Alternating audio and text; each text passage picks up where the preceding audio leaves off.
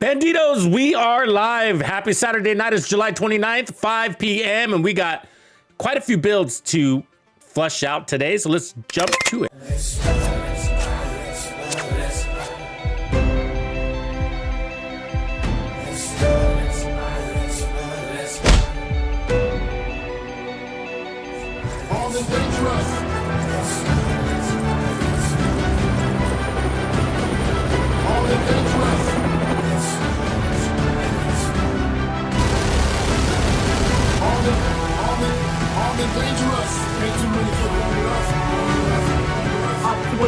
Fight one. What's one do? 501.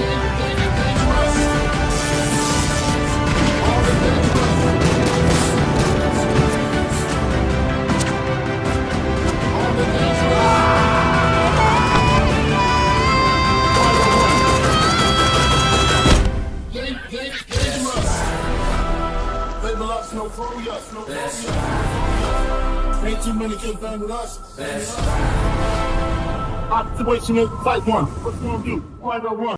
All right, Banditos, welcome in. We are live, and it's our Saturday night stream. Looking forward to this one. Been working hard on videos, so didn't get a lot of streams this week. Hoping to pick up the pace next week.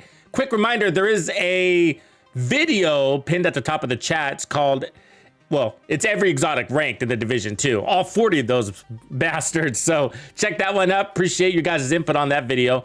Help get it some traction, of course.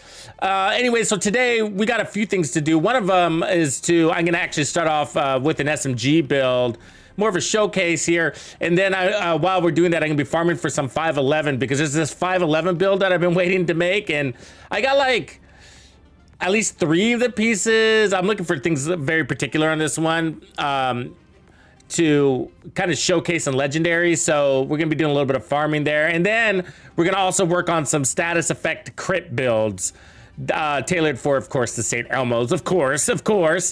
But yeah, appreciate everybody for joining me tonight or today, depending on where you are. Matt, what's up, bro? Biko, look at you coming in first. Chevy in the house. Happy birthday, Greg. Shout out to Greg. Happy birthday. Squad, my boy, Squad, what's up? James Eaton, good to see you in, man. Mr. Rob, good to see you back. Third Eye, what up, bro? Like the color of your skull, man. Coming along nicely. PD Man, what up, bro? All right. So we are all here. Let's crank up those jams. And let me show you what I'm gonna be running just to get the party started. So this is sort of a variation of the holy shit, they shit in their pants build, if you remember that one. But today we're gonna be featuring the Lady Death. I don't run this one very much for PVE. I'm very particular about it in PVE, okay? And so it's a very decent SMG. The base damage is okay. I mean, it's not super strong. I got a lot of armor here on this build, so it's a little diminished there. We got 1,035 RPMs, 32 in the mag. That's the downside, okay? It's a small mag. And then we got a 10% crit chance mod, which isn't bad. A 5% crit damage mod, which kind of sucks. Melee damage, what a waste. And then reload speed. And so crit chance at 21%, damage to armor, 1.8 second reload, which is actually kind of long for a 32 round mag, so you know. And that's with weapon handling on the build. And then we got breathe free, so that's gonna give us 32 stacks of amplified damage, each bullet giving you 75%, and then the movement speed. So the movement speed is really what makes this thing special. Of course, the damage is helpful, but it is a small mag. There you go. So I'm loading up on lots of armor, so we're gonna be relying on our bonus armor. Notice there's no actual armor on kill on this build, right? So we're just gonna, this is just a tank DPS, so it's gonna hit hard and it's gonna recover hard with that bonus armor. We're gonna be using the bonus armor as a way to move quickly on top of the breathe free. So that's our synergy right there. All right, so we got fast RPM, so we're gonna flood out those 75 rounds, 75% amp damage rounds real fast, right? At 1,035 RPM. I believe the base is 900 on this thing. So we're gonna be flushing those out pretty quickly. And then we're gonna be moving faster, and then we're gonna use our bonus armor so that we can drop our shield. But we are gonna be using our shield to a degree because I want to pick up some extra damage as soon as I can. Yeah, now I can.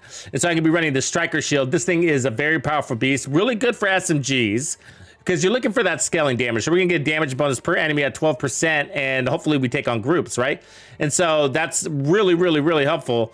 And you get some better mods too. So let's pick up, we really want, I don't really care about the health. There's just small modifiers, so I'm gonna look for the damage, the additional damage. So now we're at 13% damage per enemy. And so when you jump a spawn, you want your shield out, even if you have bonus armor. And so that way you can just, you know, slaughter the enemies where they lie. So that's a fun. Matt, appreciate you for the 14 months, man. You rock. Look at you holding it down, my man. All right, and then I got the fixer here. Otherwise, crits, we got 60. We got a little bit more. Actually, we went over there, but I just kind of rolled with it. And then we got 134% crit damage. And of course, the striker that's also giving us the striker's gamble. We're going to be picking up mega bonus armor. That's 10% per blue core. We got 5 of those. So that's 50% bonus armor on 1.7 million. What is that? 850,000 in bonus armor for a single trophy. We're going to be stacking that. Then we're going to get 30% weapon damage, 10% bonus weapon damage per trophy, and then skill efficiency, of course, which is going to help the shield. So let's get to it. Let's get killing. Let's go kill something.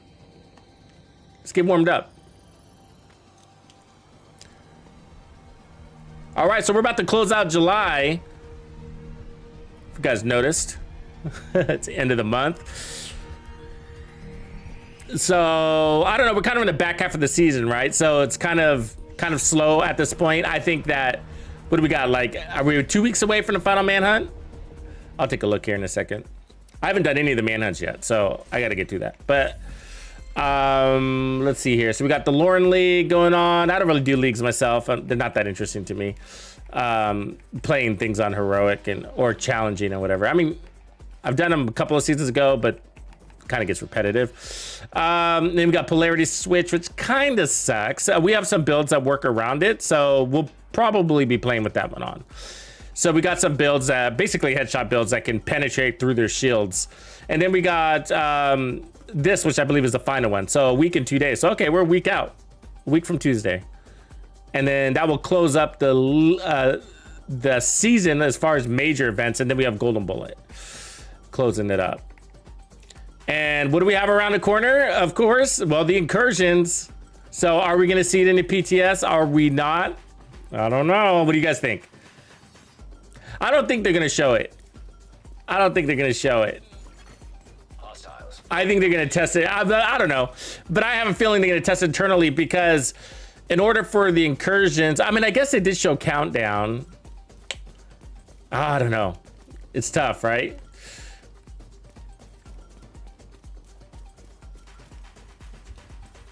They didn't get much intel from it, though. You know, I just kind of wonder how much actual feedback that they get from those sessions, because it's PC only, and it's a small population, and incursions are meant for like group up activities, of course. You know what I mean? So it's like, it kind of makes me wonder if they're actually going to do it, and if they do, it's like, is it really worth it? I mean, you guys could have just tested it internally, thoroughly. I mean, if you think about the data that they're receiving from a few PC players, you know. That never turns out to be good for some reason. The feedback that they get for some reason is never good. I don't know what the deal is, but. All right, that was a long run. That's the one thing I hate about this zone. Why I never come out here? Because look at how long you have to run between the control points. I don't mind fighting this zone, but. Oh, can't fire that banditry. Yeah, but I'm excited for it. I mean, the one thing I do worry about is I haven't, you know, if it's anything like, whatchamacallit, countdown when it comes to how the enemies are kind of like overly tanky, that's gonna be annoying. Get off me.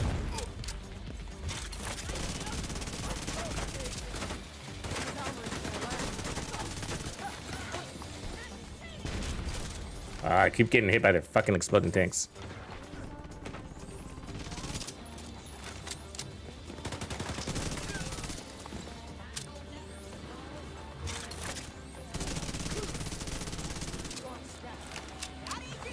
That mag is so small. But you just gotta keep moving. That's the thing, you literally find yourself kind of running in circles. To keep up your stacks, you know, it's just the way this thing works. That's sort of why I'm running the bonus armor, so that I can do it even faster, because the shield slows you down, you know? Come on.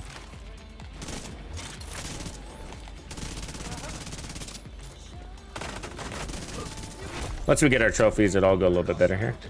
Just kind of stacking it.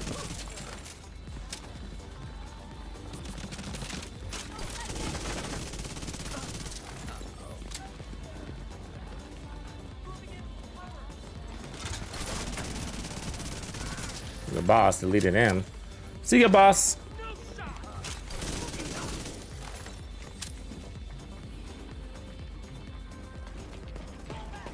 So we're almost full. You really don't want to try to use this weapon at range. So, you know, SMGs, and this one's got an even smaller mag. Incoming hostiles detected.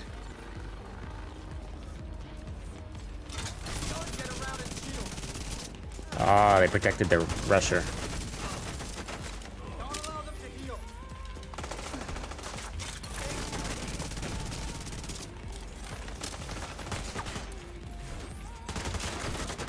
Ah, double reload.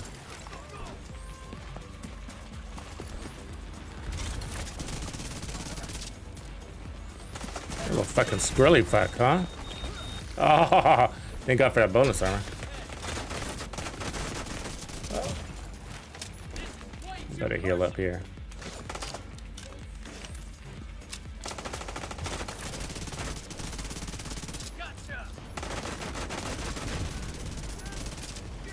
Fire's kind of annoying for SMGs because you end up accidentally running through it.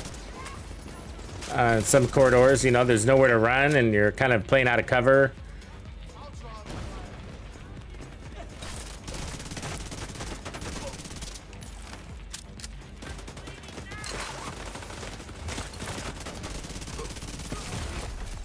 Heavily armored hostile detected. See how fast he was? Holy.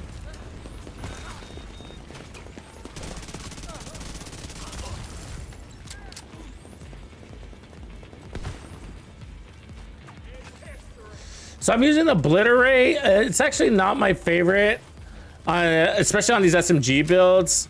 You know, I just find it deactivate. It's not active all the time. You know what I mean? It's like constantly deactivating. That frustrates me. Obliterate. I'm always torn. It's just that. I mean, I guess I could use Companion, but Obliterate is more. You know what I mean? But it sucks that you're constantly having to restack it. You know what I mean? It's just like.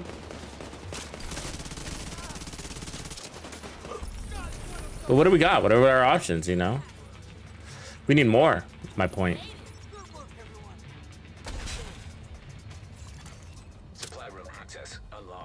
No, I'm not playing Remnant. I kind of like my games a little bit more tactical. I mean, they don't always have to be human targets, but I don't know. I'm not big. I guess it's the colossal enemy kind of enemies that I'm really not into. You know, that kind of thing where it kind of gets a little too fantasy. I mean, sometimes if the game's like really good, like really good, then okay, but I don't know. I'm real choosy about picking up extra games, and especially because we got a couple of really good ones that's right around the corner that I'm hopeful for, some of which I've already tried in beta modes. And so I know they're going to be good, and so I'm kind of reserving my game time for them, you know. Because I'm not, you know, like everybody kind of jumped the, like, here's an example. Like everybody kind of jumped the, what do you call it? The Harry Potter bandwagon. And it's just like they play and then they're done and then they move on, I guess. And that's just not my style. You know what I mean? I invest into the games and try to play that. If it can go years like the Division can, then, you know, that's what I'm looking for. But I don't just play, you know what I mean? I don't just play. I get into it. And that's different, you know? And Remnant is probably one of those games that you can get into. I'm not saying you can't. It probably has legs, right? But my point is that it's sort of got to be your style of game. Well, it's got to be my style of game in order for me to want to get into it, you know? And not that I haven't played games with, like, you know, aliens and stuff like that in the past, of course. I mean, I love zombie games too. I mean, I wish we had a zombie mode. World War Z looks interesting to me. I feel like we're a little bit beyond it at this stage though, but it looks fun. If I had the time, I would try that one. Durdunio. It's a really good build, Durdunio. We have that one. We call it the Contender. And so, yeah, we run them with the Memento, basically skill damage and skill tiers everywhere. And then I think on the chest, we might be running glass cannon with Bellstone on that. I have a feeling. I'm not quite sure. Can't remember. And a capacitor, Memento combo, double attack skills. Yeah, really, it's really good. It's better than you would think if you haven't tried it. Because that amplified damage buffs your skills too, right? So your skills are picking up that amp damage. And if you're playing with a team, your allies are picking up that amp damage. So it's actually a really good one for team play also. And you're not weak because your capacitor is strong, picking up damage from those skill tiers.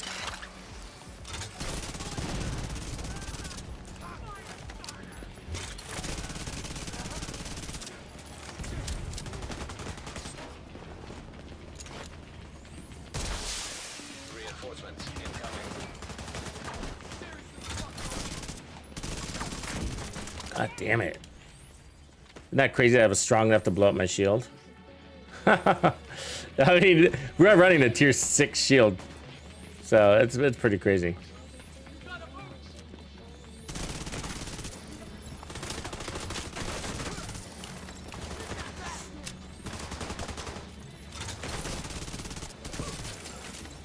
You really gotta watch your miss shots with this small ass mag, I tell ya.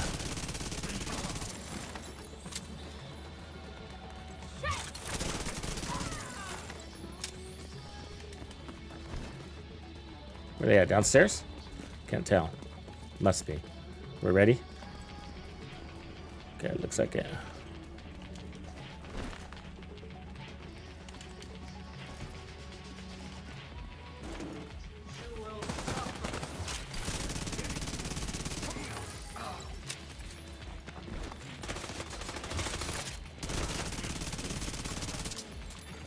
Detected. Location guarded by hostiles. That's why you have that melee. Of course, you know they know that you're gonna be like one bullet short of killing the enemy, so that's why the melee's there. Isn't that funny? That happens a lot. You're literally one bullet away from killing the enemy. Happens all the time.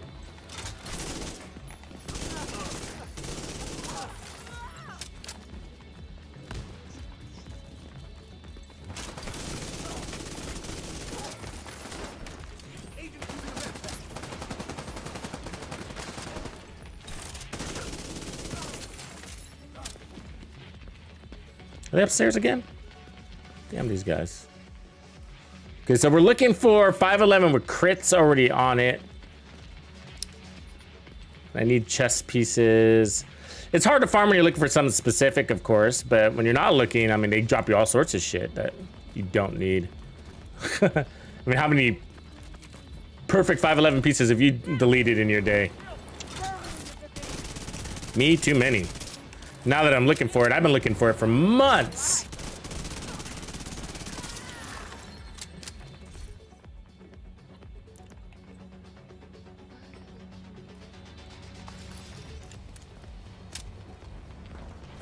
Yeah, no, the shocker punch doesn't really, it doesn't, the shocker punch only works with St. Elmo's, basically. Unless you're in PvP. So the shocker punch, I mean, why you want to run the shocker punch is for that shock. And you can't get the shock unless you're running St. Elmo's. And then if you want to get the shock spread, then you got to also run a shield.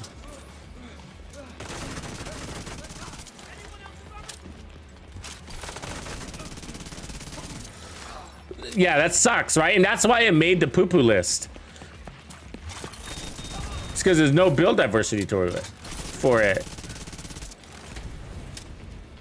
I mean, I think they should have said, you know, I think they could have opened it up to maybe like a weapon class, maybe saying like, must run an assault rifle or maybe even SMG, whatever they wanted it to be. Probably assault rifle. And I like the idea of synergizing with the weapon and getting some sort of bonus for it. But if you don't run that weapon, it's absolutely pointless. You wouldn't run it at all. And so that's one way to make it useless.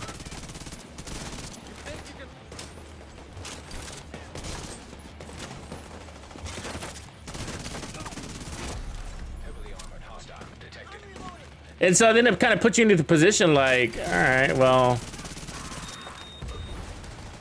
what am I? Am I gonna run the soccer punch in a team build scenario? And what team build scenario does that fall under? Huh?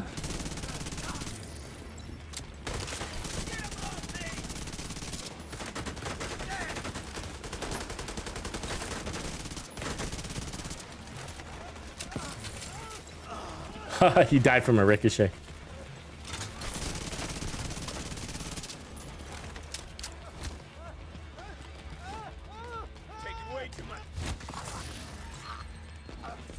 Might as well use that melee.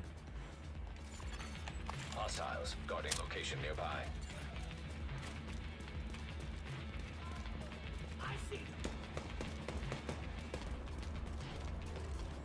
Yeah, but that's one of those things that they're probably not going to rework either. They're just going to leave it like that, and it's just like, yeah, okay. I mean, you're really, when you're using that thing, you're really using it with intention, aren't you? Because you're like, okay, I'm not going to run the Memento backpack. I'm not going to run the Coyote's mask. I'm not going to run whatever. All the things that you're ignoring so that you can randomly shock enemies, you know, when most of the time, hopefully you're running with a shock rounds anyways. I don't know.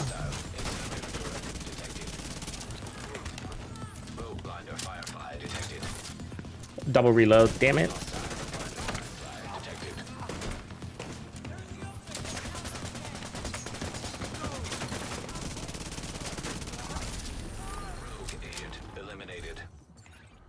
Oh, junk.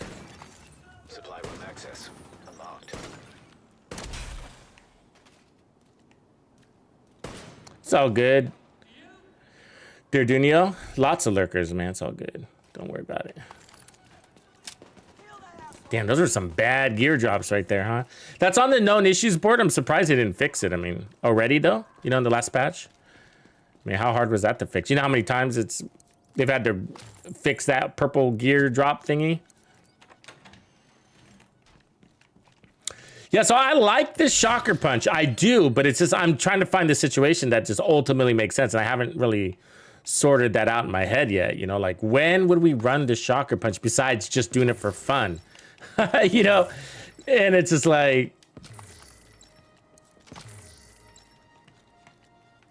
I mean, first of all, you got to have all the power in your build. You're completely happy with it. Or you're running some sort of crazy status effect build to help the team, right? And then if you're in a group scenario, damn, you must be a pretty weak or very strong build, I guess is another way to look at it, to be able to get out of cover and run around and start shocking dudes, right? I mean, without getting shredded to little pieces. And then isn't it just less risky to like use your ammo to shock them since you have to use that gun? You know, these are all questions I need answers to.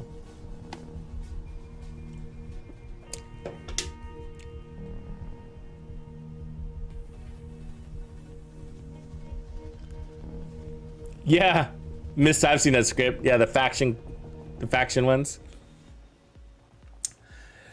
There's little lore things in there too.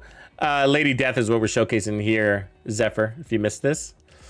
So yeah, Lady Death, Memento, and then 1.7 million armor.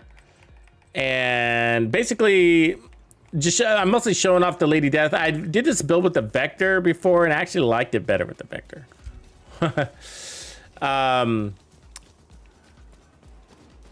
There's no doubt this weapon is strong, but the Vector felt stronger. And I'm talking about the tactical Vector, the little one. It also has a small mag. And, but it's faster. And you don't have to run in circles. So I think that might be why I like it better. Mandy Panda, there you are. What's up? Good to see you in. Happy Saturday.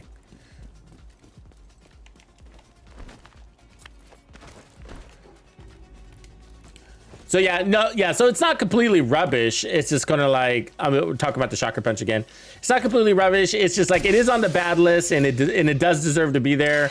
But any of those exotics on the bad list doesn't mean you're not ever gonna run them. I mean, there's a few that you might not because they're broken or whatever, but.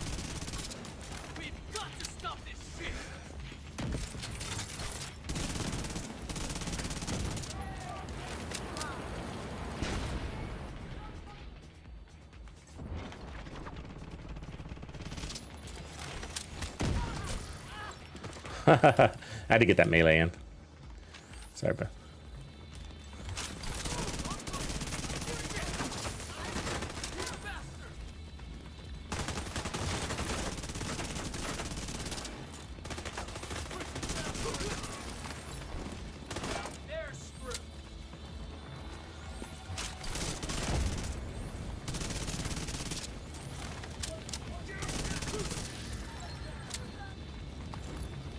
Let me catch on fire real quick.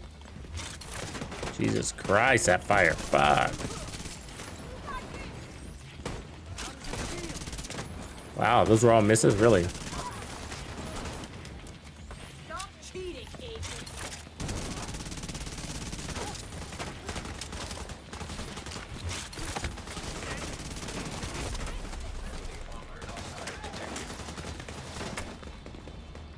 Where we at? Not here. Downstairs.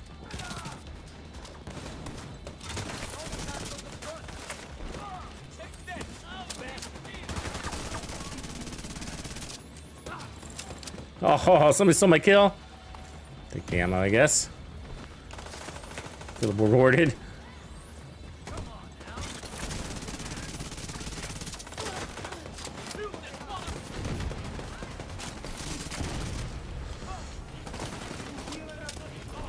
Ah! Out of this fucking fire.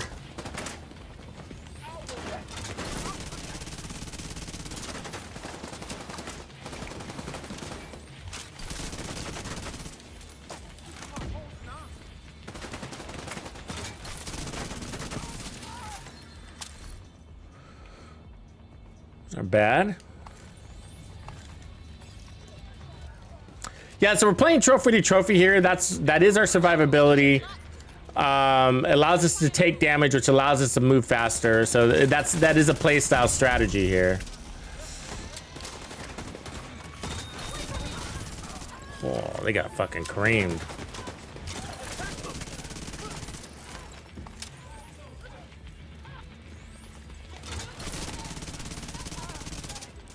Gotta watch out for those rushers.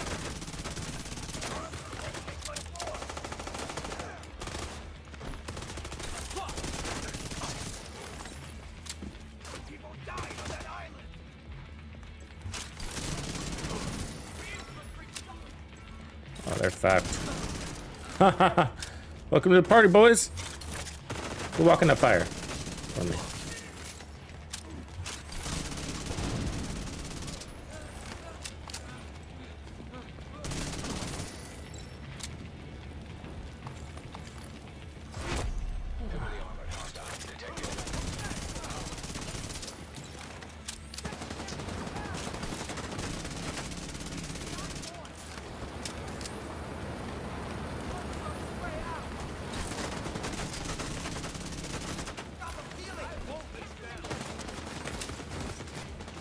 Gotta run away, run away. Need a better angle on that other guy.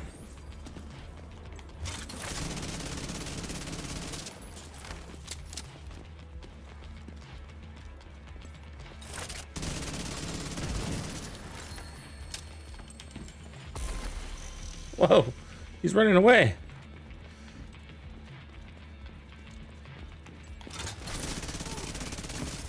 Yeah, but if you could run this shocker on this, I would absolutely run the shocker punch on this thing. With the Lady Death, it'd be badass. Be like, stand still! Whack him. Supply room access unlocked.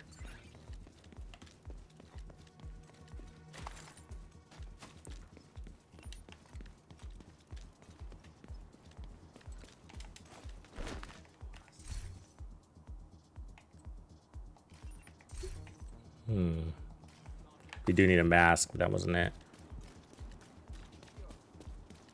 I think it should be a rule in the game. Like if you're farming 511, it should automatically be a god roll.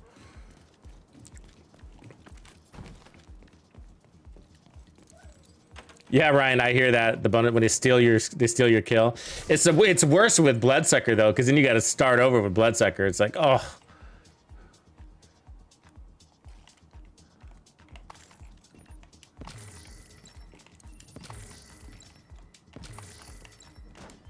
A little resources while we're at it. Come on, pay up. All right, let's see if we got lucky. Not that one. God, out of all of that, we didn't get anything good. It's 511. How hard can it be to farm? So let's switch out of this. That's kind of too easy.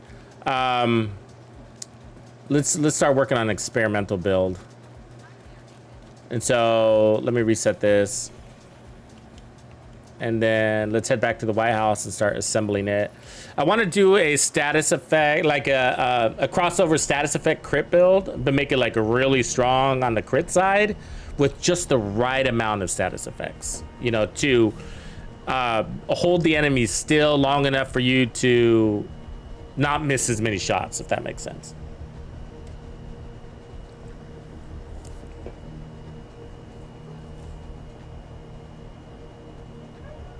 Oh, your baby's 1 year old already. Yeah, I was asking you, Mandy. I was asking how things are going over there in the Midwest, if you guys were all settled in. Sounds like you were. Said things are, it was a nice change of pace, is what Wayne was saying.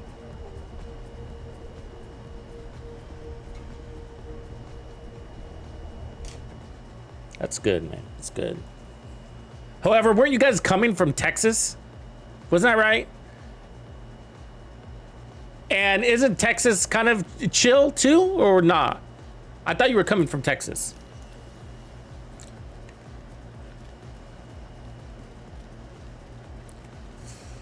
All right, maybe we could try the shocker punch. Let's see. Maybe we could try that. So what we're gonna do is get rid of this, and we're gonna put on the St. Elmo's. This will be a St. Elmo's build. So what we're going for is things like, let's see if I where and what. I think it was a.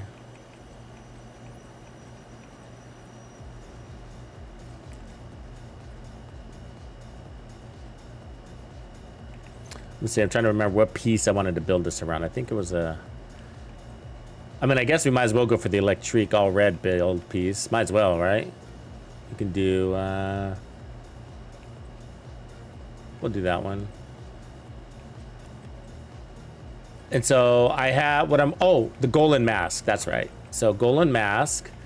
So I have an all red Golan mask, which is not hard to farm.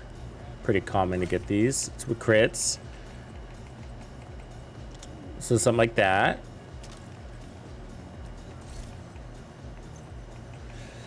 And then we're going to, I don't know from there. I mean, sky's the limit, I guess. So we could drop, so normally I run this with the memento, but let's try something different, right? Because I like the memento, but let's try something different. Oh, you came from Cali. That's what I thought you said, because last time I remember you guys correcting me. And I always thought that just blew my mind. I swear Wayne told me he was from Texas before, but obviously I got that wrong. Can you believe it? I'm not always right. Wow. Surprised myself. Just kidding. Just kidding. Okay, shocker punch. So, I mean, it's not helping us on the stats, right? Because we got Hasbro and whatever, but so this only works the St. Elmo's, and then the shield makes it better, basically. And then for the backpack, I feel like, I mean, we could go Bloodsucker back here, I guess, for bonus armor. We're gonna have to, in order for us to shock things, we're gonna have to get out of cover, right? With that holster. It's the whole point of that holster. So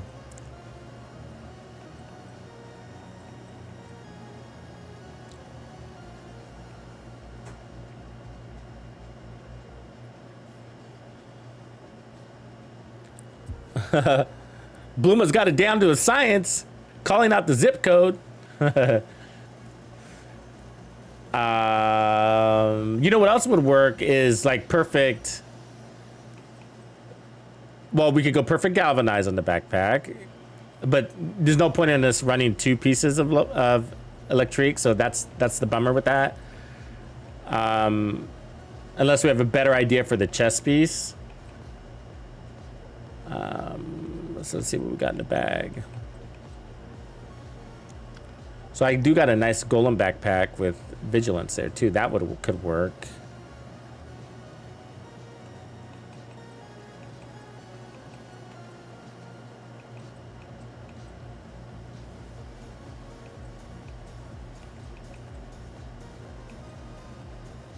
There's a nice walker with bloodsucker. That could be good. The bellstone with bloodsucker, a little bit of regen wouldn't be bad. We could. That wouldn't be bad. We could. I'm thinking out loud here. Sorry, guys. Is that we could. An Alps is good. So, do we want heals, armor? You know what I mean? These are the questions. So, we could run shock and awe. That would give us stronger heals when we shock them or apply status effects. That would be very unique, right? That'd be very unique. It's like a version of galvanize in a way. You know what I mean? Shock for heals instead of shock for whatever. The only thing is that let's see if I'm looking for one. See if I have it. It doesn't have to be perfect, the perfect version. We could go more damage for Wicked too.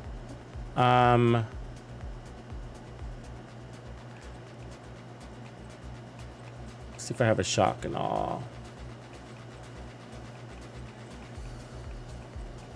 I'm trying to remember shock and all stats. At 20% more heals or 40? Because 20% doesn't sound very appealing. 20% is like a mod. It's like meh, meh, meh. All right, let's look at that. Shock and all, shock and all.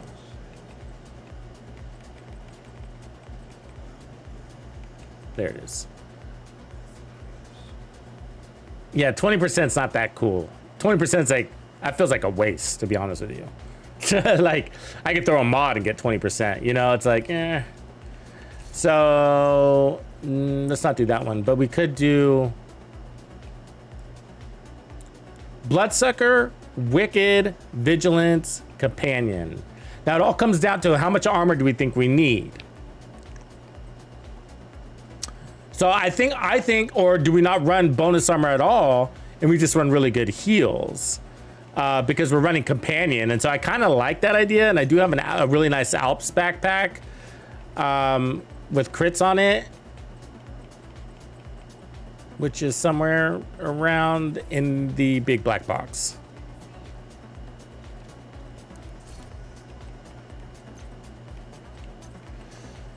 Okay, let's look for that one. Bellstone would work. So the problem with going bonus armor is that you need blue cores, which is okay, because that makes a stronger shield, and we're gonna be playing into the shield. The downside is that those blue cores weaken your weapon damage, right? And so it's kind of like, if you go heals, okay, if you go heals, you can maintain all reds and still have strong heals by using your mods or stats. And so let's find the Alps. Like a red Alps is what you're looking for, something like that. This one unfortunately has Bloodsucker, so we could play into both. Yeah, let's play into both. I don't mind having a blue shield. It won't be a very strong one because I'm not going to run a ton of armor. We're forced to run armor there. I don't want to run. I'm not going to run armor on kill. I don't think. So I'm thinking maybe we could run. I mean, we could run gunner, but I'm not really. I'm thinking about going other than armor on kill strategy wise. So we could do, let's see, incoming repair. Oh, you know what else we could run is the Murakamis. That would give our skill duration, the healer duration. That would be cool. Like a crit Murakami or a,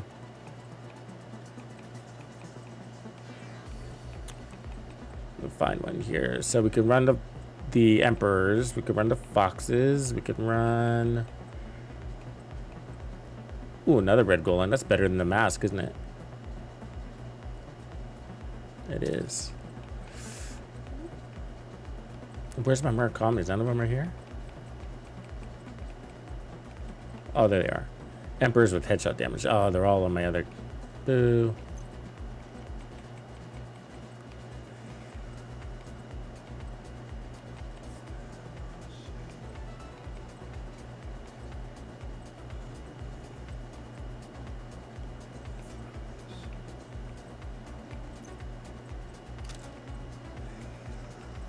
I spent like 30 minutes today deleting shit. It's just like ridiculous, my backpack situation.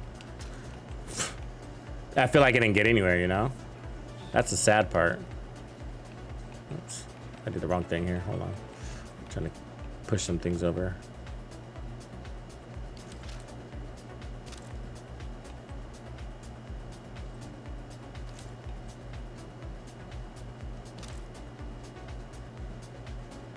Some of these things I could probably delete, like that one. But it's an exercise all too familiar with. Okay, so got the backpack. Let's go ahead and do these knees instead, because they're just prettier. Let's see if we can find an incoming repair mask. So an R and K mask is what we're after. I have it. It might be on my other character though. So you probably get those a lot too. R and K with crits.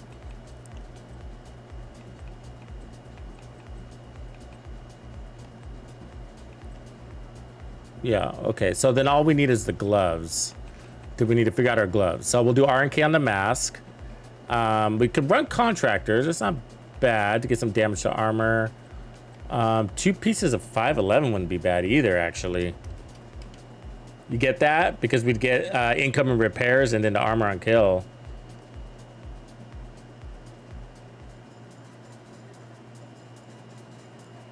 Tell them not to forget the 6-pack, Mandy.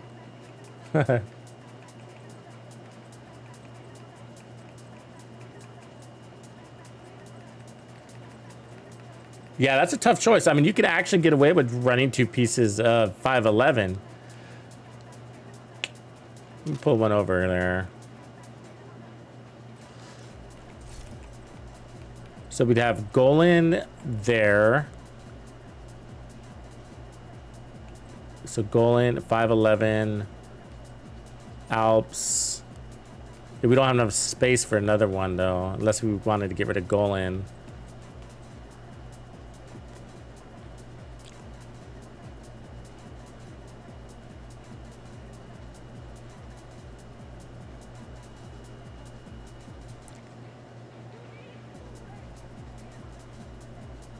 Yeah, I liked it too with the ongoing directive. It did work pretty decently.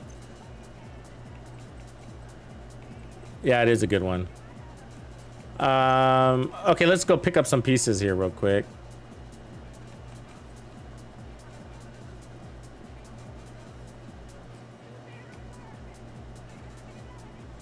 I mean, I'm thinking whether I should sacrifice one of these things.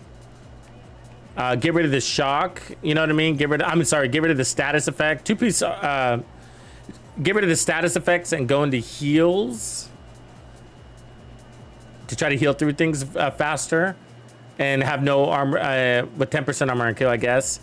I guess we would use this same,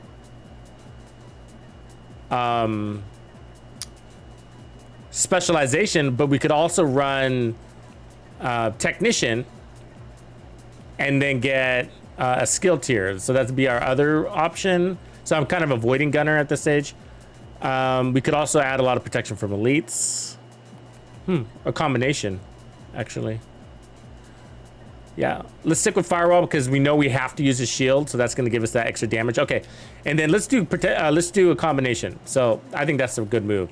So what we're going to do is not run R&K. Let's run instead. See if I have it. I got this all worked out in my head. I wouldn't say something like this. But I don't want to run armor. So I want to run the red versions. So let me see if I got that.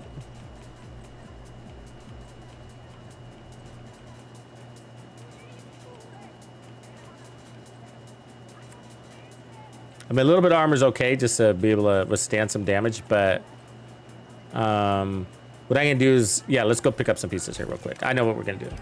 So what we're gonna do is basically rebuild a, you guys remember this is what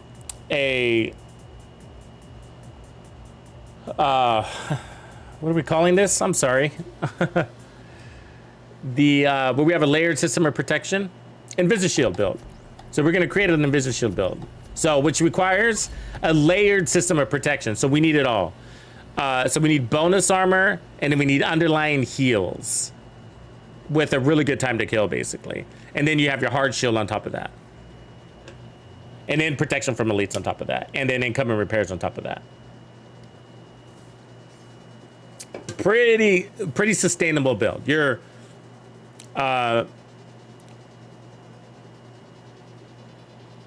you basically have everything that you need to survive out of cover full time. And I think with the shock, that's going to add all this additional value that we didn't normally have, that status effect that we didn't normally have on these builds. So I think it's going to be about strategically using this sucker punch, this shocker punch. This could be pretty cool. I'm just thinking about it in my head. This could be pretty cool. This could be fun. Be fun to experiment with, at least. So we're gonna need some pieces. Our biggest challenge is my fucking stash space. So that's all you know. That's our challenge. Like, what can we take? Okay, so like this, you repair weapon damage, income repairs. That's an awesome piece to take. And then so chill out masks. We're gonna look at these. So let's grab a crit one, and then we're not gonna run armor. So we're gonna minimize our armor. We're gonna run a little bit of armor, but we're gonna really minimize it. So there's another Alps. And so we want the R and K one also. I should have an R and K one. There it is. See R and K with crits? Okay. I know it looks crazy rare, but it's actually not. I've gotten like 300 of those over the course of gaming. Okay, so there's that. And then we need some more protection from elite slots, at least one more. So let's see if we can pick up a red core here. I mean, you'd actually prefer a skill tier over, let's see, crit chance, that one. You'd actually prefer a skill tier over armor, because you'd heal better. There's another R&K, we'll take that.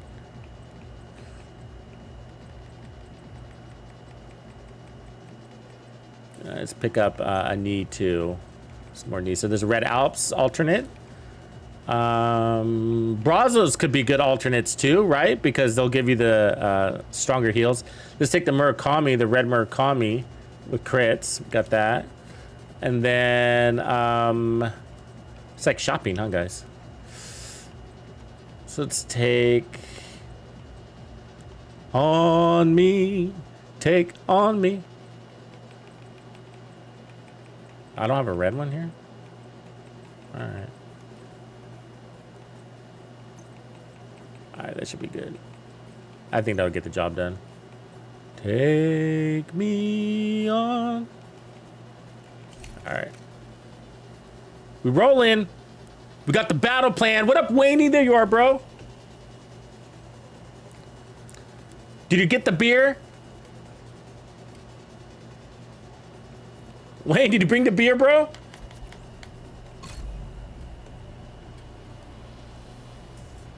GB, sup? Sup, dude?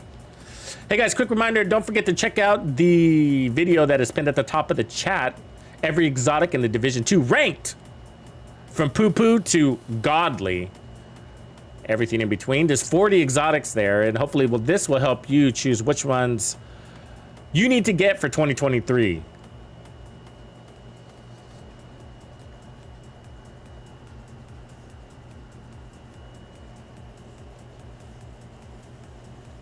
The one you really need to get is that Regulus. I mean, if there's one reason to raid, I'm telling you, it's that gun. It's the best gun in the game. It is worth it.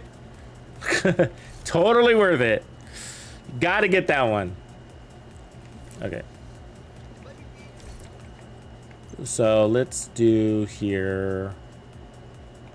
We're gonna try the red improvised there. Okay. So we got that there. So we're gonna drop the status effects is what we're gonna do. So that might even mean get rid of electric, maybe. Depending on where we end. So let's look at our crits. We're at 57, 124. Okay, so down here, we're gonna want that. Forget what we wanted here. This one's looking good. So I'll keep Bloodsucker, and then I'm gonna add a red core there. So, and then the mask, we decided we could go chill out. I don't think we're gonna need the chill out though. So I'm gonna go R and K. So the chill out would bring us a little bit more armor, which we don't care about that, but it would also give us the extra slot for protection from elites. But I think with the shock, we're not going to need too much protection from elites. So we'll first try with R and K, which is recovery, right? So that's going to give us a little stronger heals. It's like running another Alps. So let's pick that up.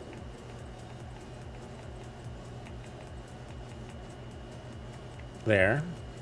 And then for the chest, we got Perfect Companion, which isn't bad, and we might not have anything else to run, but we could just run Obliterate or regular Companion, but Obliterate.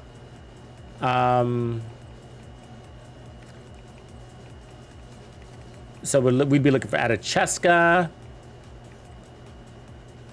or a Grupo, I think would be our chest piece alternates. You know what I mean? Because if we get, where's our crits at again? 58, we're really high on crits. Let's find our need first. We'll decide that next. Let's see.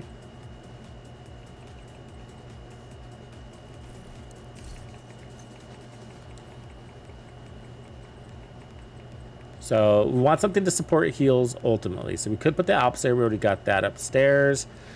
Let's see if we got, so we got Emperors that gives us skill duration and armor regen. So that's really nice, right? The duration, right? Because where our heals will be on our skills. So it is important. Duration is helpful. We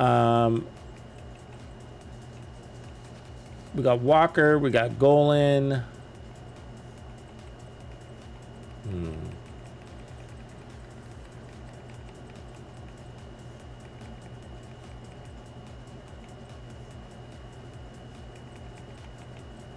We could go Alps here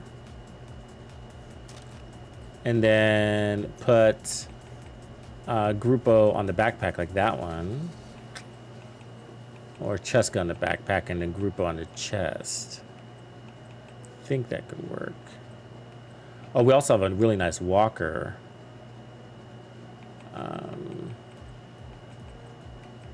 Two-piece Brazos would work too.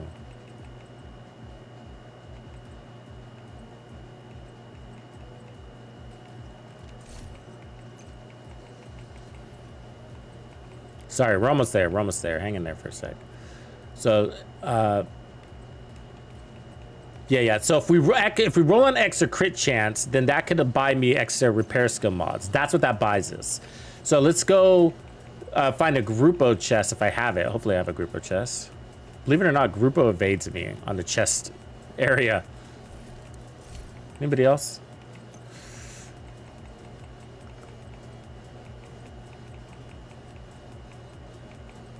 We could also do Bell's two-piece Brazos, but I'd prefer to do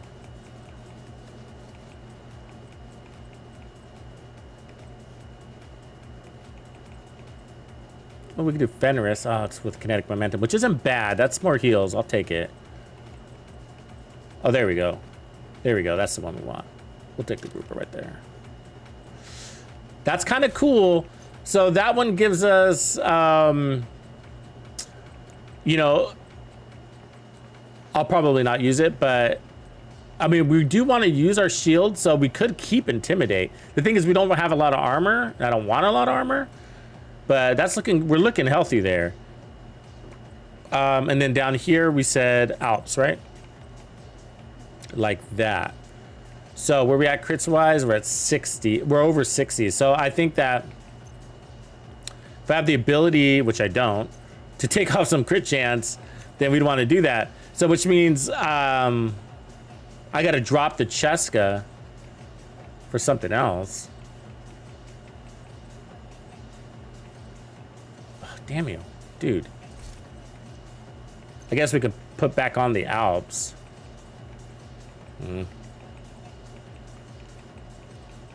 Let's try that again. Where's that Alps? Okay, where are we at crits wise now? 58. Okay, so there we are. So we hold there. And then down here, Grupo R and K Alps. So we got all of that.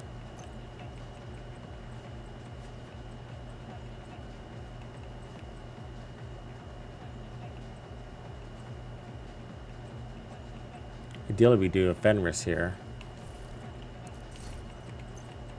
I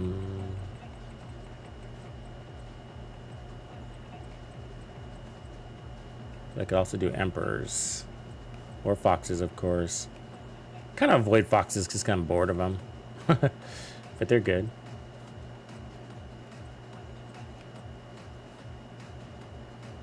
That Bellstone would work too because it puts the armor regen on the top, even though we're not running a lot of armor.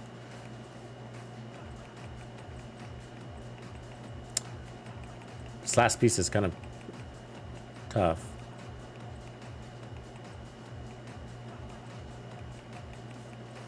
Maybe I'll just hold where I'm at. So, that being this one here. I can go to this one and put crit damage, repair skills, but I'll do this one. Okay, for now, and then we'll see where it goes. Cool, so we're almost there. Okay, so we got 58, 139, and so now we want to put on a little bit of protection from elites. I don't want to overdo it because I think the shock is going to help out a lot. And then, let's do 2. 3, I mean. Okay, so 3, and then let's put on crit damage here. And then here, we'll put on repairs. So the only thing that kind of sucks is that these knees have really bad stats. I mean, not the worst thing, they're not, but you know, I wish you could just change them. Okay, so I think that's good. Now let's go fix the talents and the core. So yeah, we're making a shocker punch, I guess Invis-shield build is what we want to call it. So Invis-shield is based on a layered system of protection, and you do have to have a reasonable time to kill for it to work. It's not a tank build.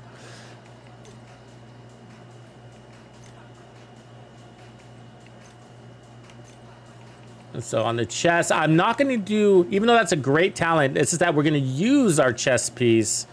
I mean, we're going to use our bonus armor to absorb damage on purpose. So I don't. If you run intimidate, that means you have to preserve it, which we're also going to be using our shield for damage. So we still could use that. It's just that we also don't have a lot of armor. We're only running 1.1, and I'd actually run less if I could. I just don't have a better knee pad right now. Well, I do, but and I'm tempted to use it. I'm tempted to use this one because I don't want to run a lot of armor. But the good thing about the armor is it makes the shield stronger. So there's that. But if we kill faster, then that also makes your shield stronger because they're not shooting at your shield. So this could be our alternate here. Actually, let me go ahead and if I run this, what do we got? Crit rise 52. Okay, so we'll need crit chance on that. Let me just add crit chance and then we'll run. So that way we can change on the fly. All right. Actually, why don't we just start there? And then go ahead and put that protection from elite spot on.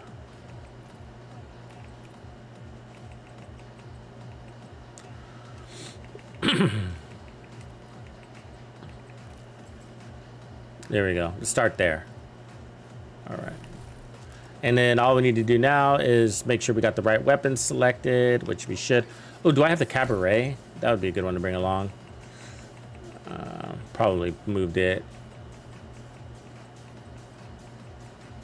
I did.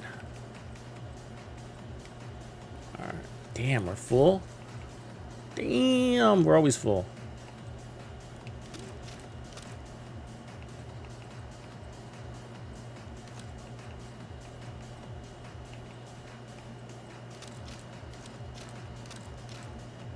All right, that's good.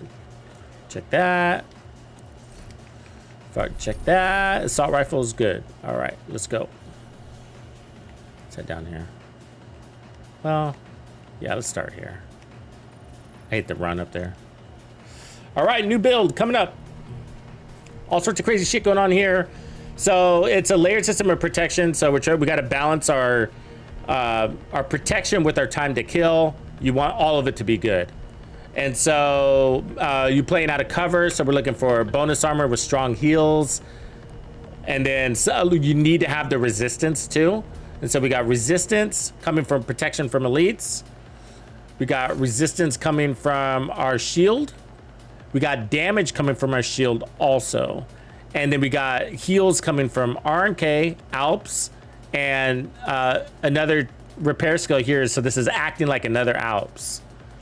And this is a protection from elite piece here. The chest is Gruppo with Obliterate. You have some options there. We can also run stronger heals by running whatever it's called. I'm forgetting the name of it. This one, Kinetic Momentum. So this is a really good chest piece for this build, actually. So you get the assault rifle damage, of course, but then you get 30% more repair skills. It's a big deal. And so, but I'm not leaning into it too much yet because I think the shock, okay, it's about the shock. So we're going to get a shock from this, and then we're going to strategically use this shock against groups with our shield. So we're playing into the bottom half of this, okay? So the top half, don't even worry about it. It's a waste. But the next melee attack applies shock to the target. And when you have the shield and St. Elmo's together with this holster, then all enemies within 5 meters are going to be shocked also.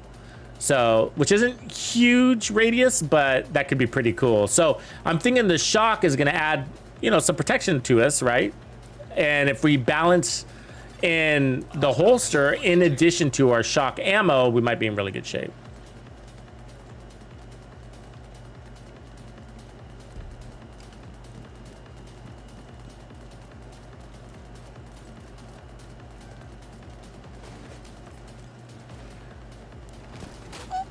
Lady Death with Claws Out holster. I mean, it's been done.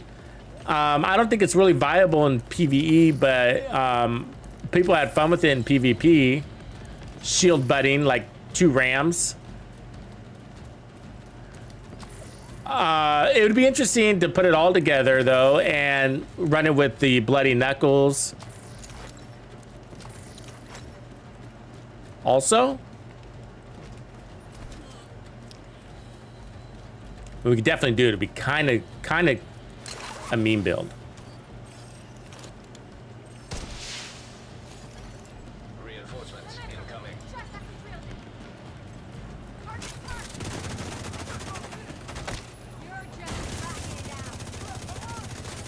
That worked. Let's not get foamed here, huh?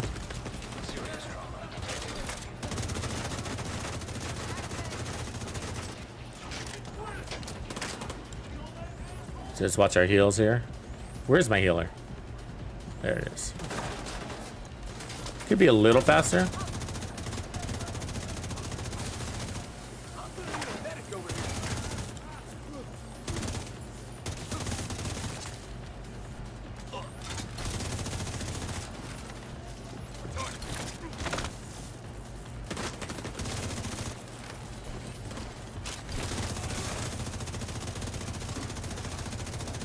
Actually pretty good, huh? Good little defenses in there.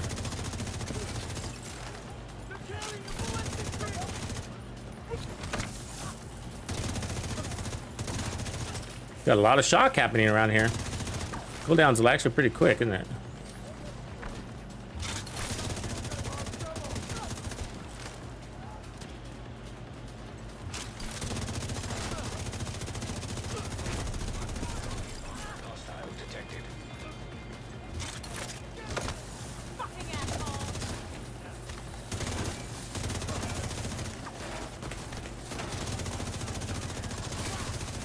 It's actually pretty fucking fun.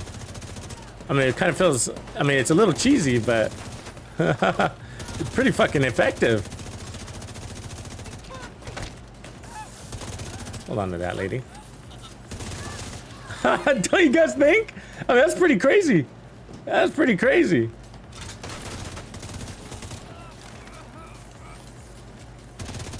If I had the cabaret on me, it'd be, I think you'd want to do that. You know what I mean? Detecting additional hostile contacts.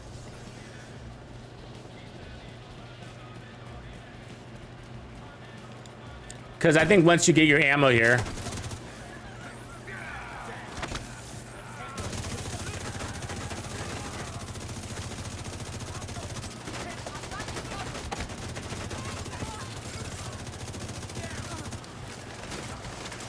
We're alive.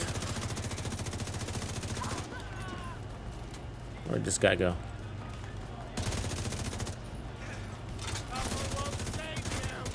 A lot of synergies here. You know, a lot of synergies here with the shocker and the shield and running firewall.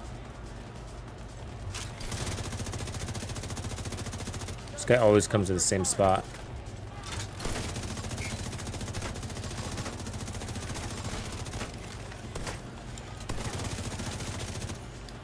See, right here is when you switch to that cabaret, right?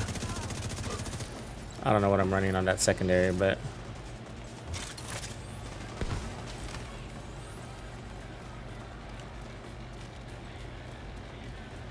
So it's about strategically saving your shock from your holster for those groups, you know, not using it just on everybody.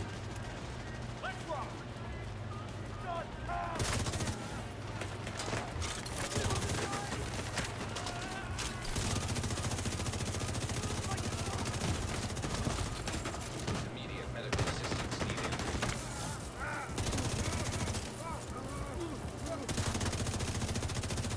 Oh, my healer went down. I see what happened.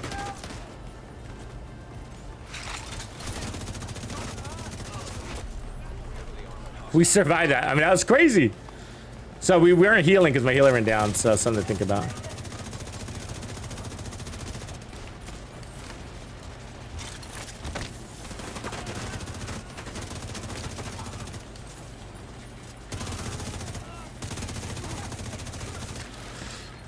Galvanize it actually might be the way to go, huh? Because we're shocking so much? What do you guys think? We'd get fresh bonus armor every 10 seconds instead of relying on Bloodsucker, which is helping. I'm not saying it's not, but it'd be interesting to try that.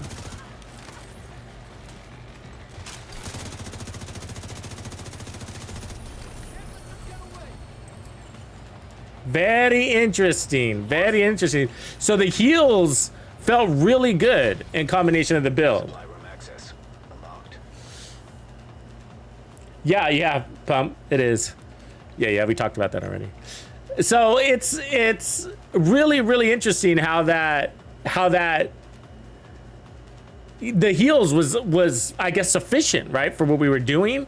And I think it's because the amount of shock that we're putting out.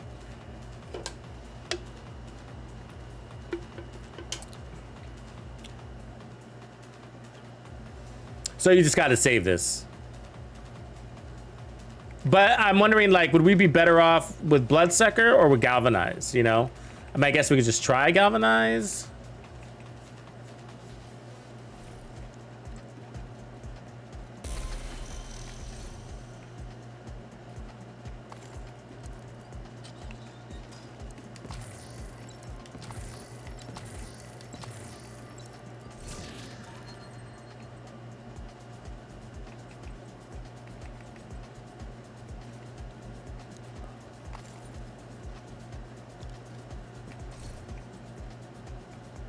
Perfect focus, status effects, no. So I don't have Galvanize in my bag, so I have to go snag that.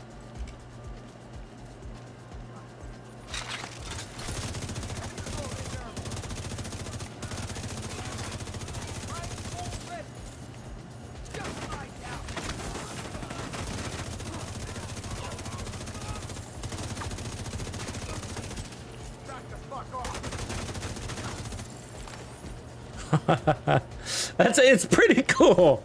It's pretty cool. Yeah. So yeah, so if you're confused about the shocker punch, okay, so the reason why it's on the bad list, all right, is because, remember, the way I evaluated these was basically how it performs in PVE. Can you get it, right? Can you get the talent? And half of the talents on here you can't get, basically, like defibrillator.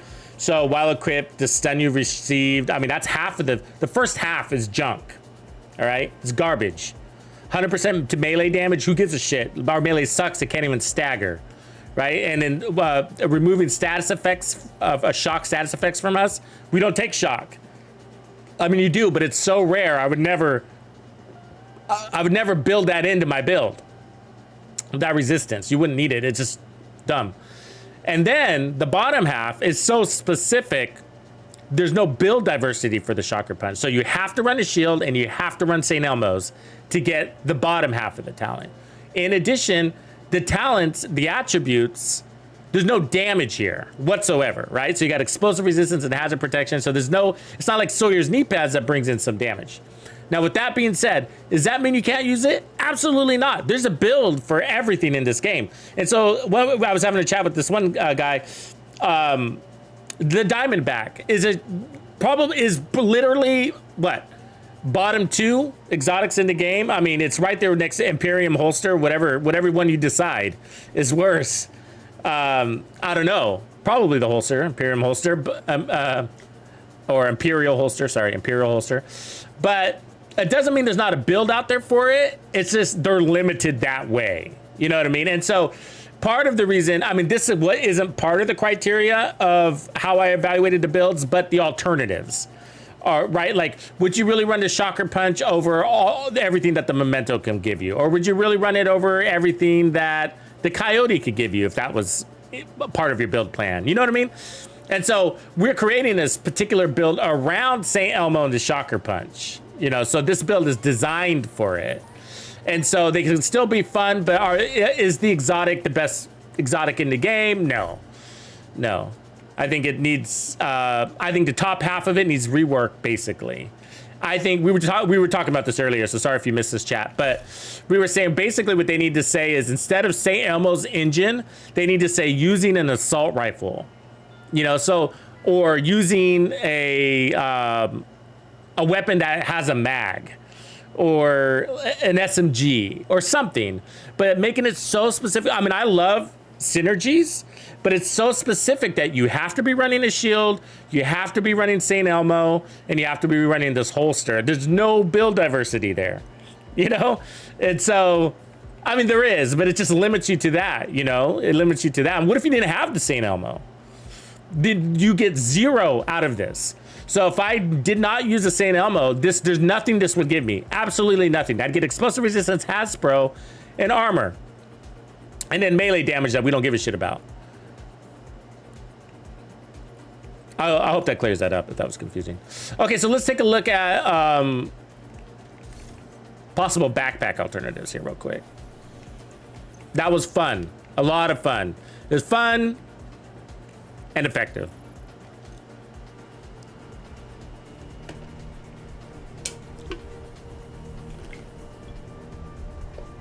What's good, Dragon? Yeah, I was thinking about the Matador is not a bad option either. The only thing is, though, this is where I'm kind of on the edge, and so is that we're not running any armor. You know, I've minimized our armor. That's what was kind of crazy about that whole engagement, if you think about it, right? Well, I mean, how many times were we surrounded by like 3 or 4 enemies and we won the battle? And I'm not running any armor. I got 1 core, right? Just one little measly core. And the protection from elites is making our armor stay up longer. It's also, you know, I don't know if you knew this, but protection from elites also protects your skill. So it's making them harder. It's harder to break our shield. Did our shield broke once? The whole thing, which is pretty incredible if you think about it, because shields break all the time in this game. So the good thing about Bloodsucker is it does get kind of girthy, right? It does add some girth to it. And so, but it could be worth trying Bloodsucker. I mean, Adrenaline Rush, but I'm wondering, you know, when it comes to girth, Adrenaline Rush is easier and it's so much easier to use. I agree with that. but it is distance based, and we are an assault rifle, but I tend to be playing in that ideal distance anyways, so it could work. But I'm wondering, you know, is galvanized, since we're shocking so much, is galvanized the way to go? 50% of our armor be 500,000 in bonus armor every 10 seconds. And I think we'd be able to do that, right? Because,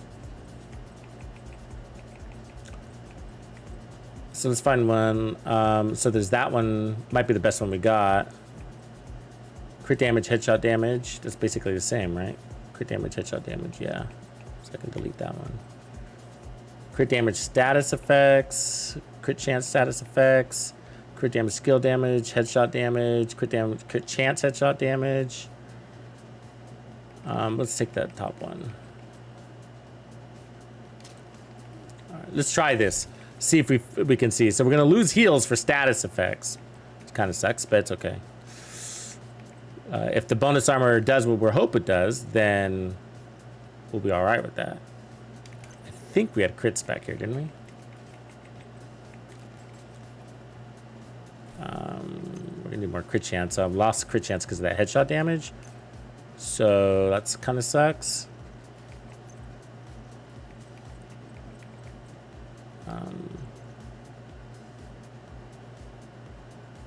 So I guess we'll have to put crit chance here. Wait, what's my stats? Yeah, we're gonna have to put crit chance here.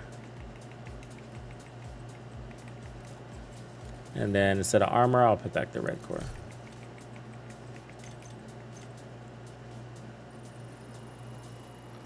Yeah, we were talking about that, Colin. I'm disappointed in shock and all stats. 20% repair skills is weak. That's just the equivalent of a mod. You know what I mean? And the problem is that heals is over time. You know what I mean? And so I need that bonus armor shield. It allows me to drop my the bonus armor allows me to drop my shield and run. You know, and that's how I'm using it. And that's where adrenaline rush doesn't work.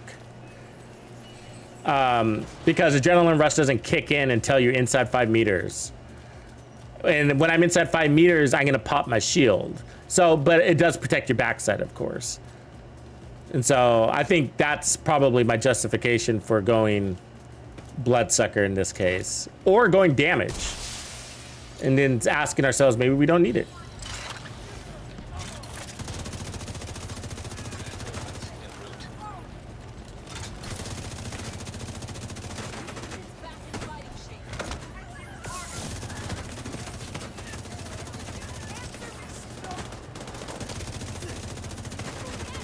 A lot of enemies right there.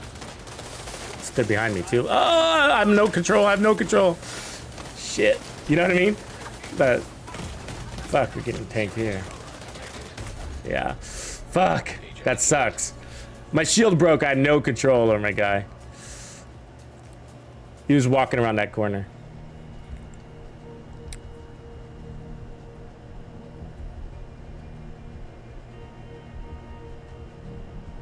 Yeah, I got incoming already on the build. I got, I'm running RNK mask here. I do like that. I try to bring it in. I like having all three. I like having protection from elites with incoming repairs. I've found, and I've experimented a lot with that. With self-healer builds, basically. They're very good. And I found that the best versions have all three, like the stacking system. Oh, we need to get the cabaret, I think. I think that'll be a game changer on the build. I think that we would actually use it.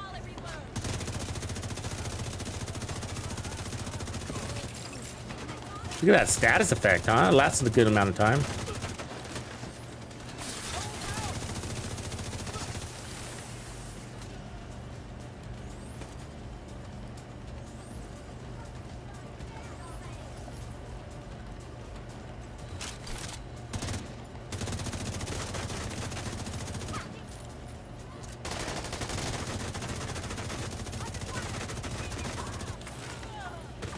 Annoying.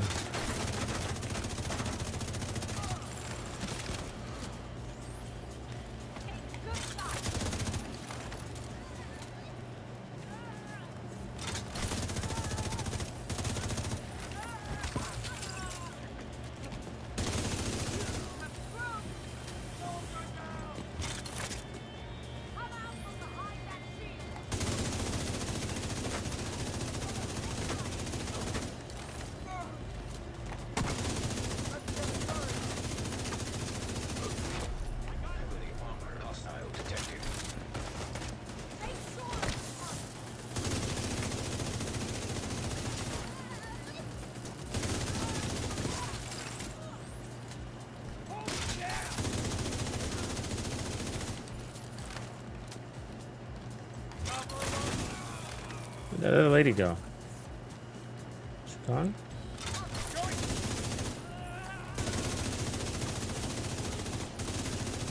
Hold still, dude. Bring me down. Get the fuck back.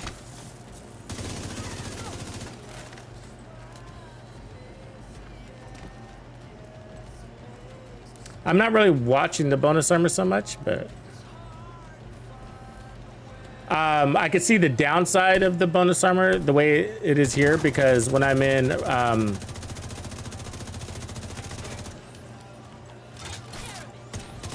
come on, dude, don't make me go all the way over there.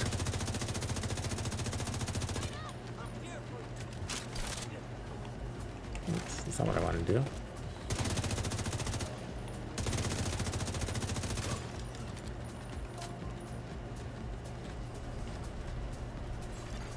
Incoming hostiles detected. Take that.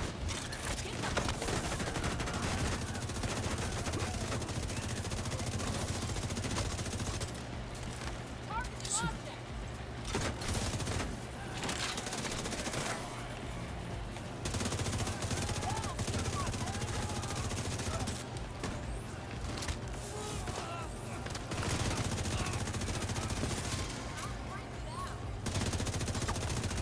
That was a tough fight right there. I could easily have died. Saw that.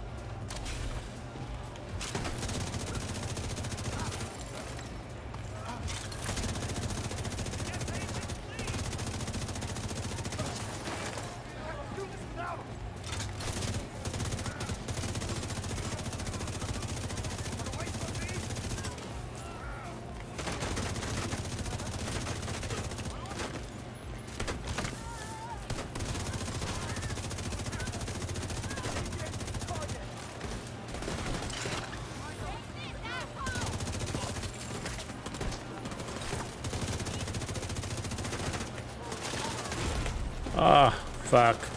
Not good. Oh, I saw that coming. When your shield goes, that extra squad did not help the situation. I put it that way.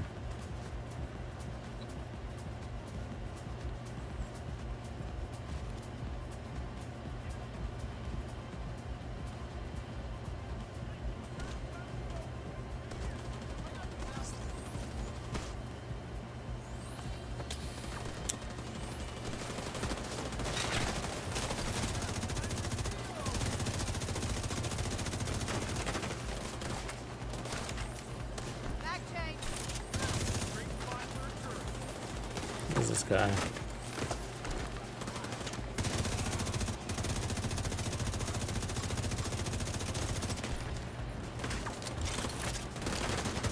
Battery almost up.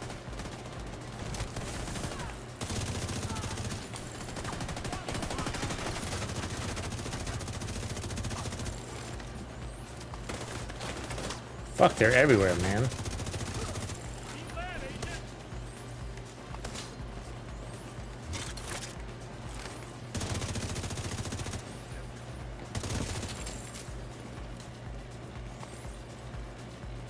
Alright, we're alive.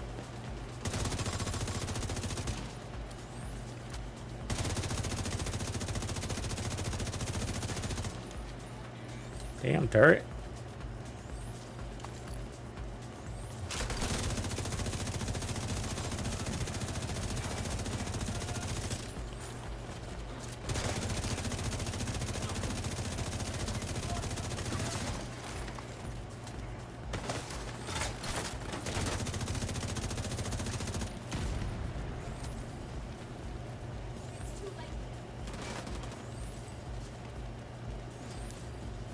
Where are you, doofus?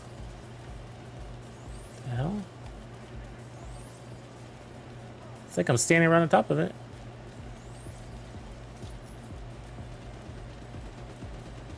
The hell?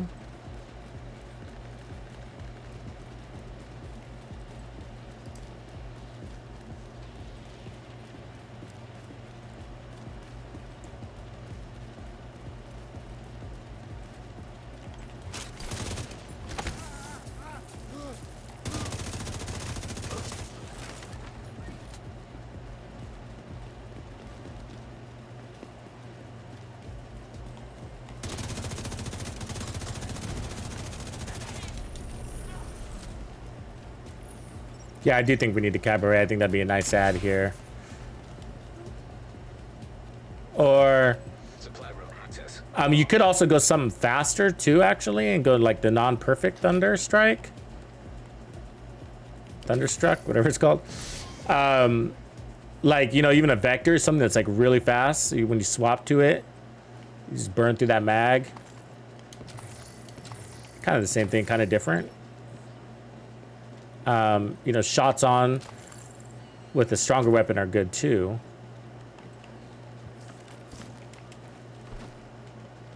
But this is fun. Definitely more on the creative side, and I think a lot of different directions you could take it. As you can see from the different feedback we're getting.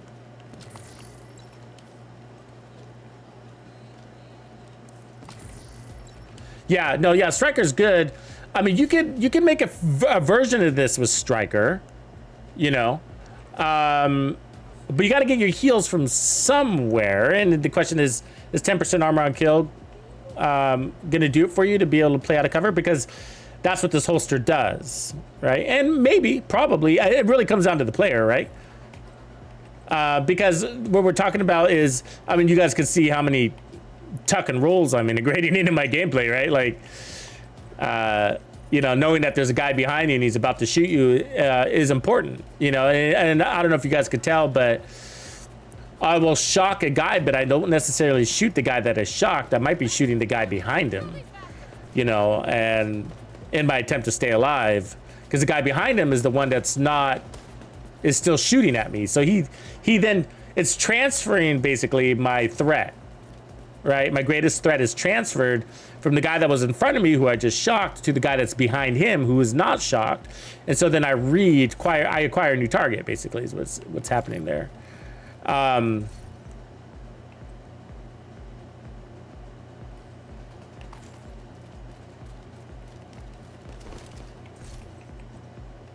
so you could probably, like, so if we were to run a 4-piece striker, these would be the pieces, or you'd get rid of your bonus armor is what you'd end up having to do. Which is fine. You're just gonna have to play to that, basically. Play a little, make sure you don't take too much damage. Where it costs you, basically, is when you drop your shield, because you're gonna start taking micro damage, and then you have to use your heals. But 10% armor on kill could be enough. It just sort of depends on the flow of the control point.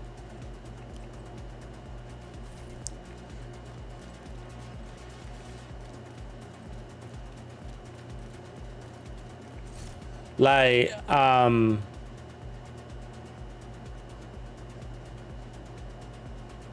yeah, I don't know, Avid. It's really up in the air. I mean, my expectations are pretty low right now and determined. It is on the known issues board that there's a bug related to, you know, deploying an attack skill, and then there's an action, which is an actual bug, and then they say that, you know, oh, it's not. There's something mentioning that it's not. You're not supposed to be able to chain kill off body shots. So I don't know.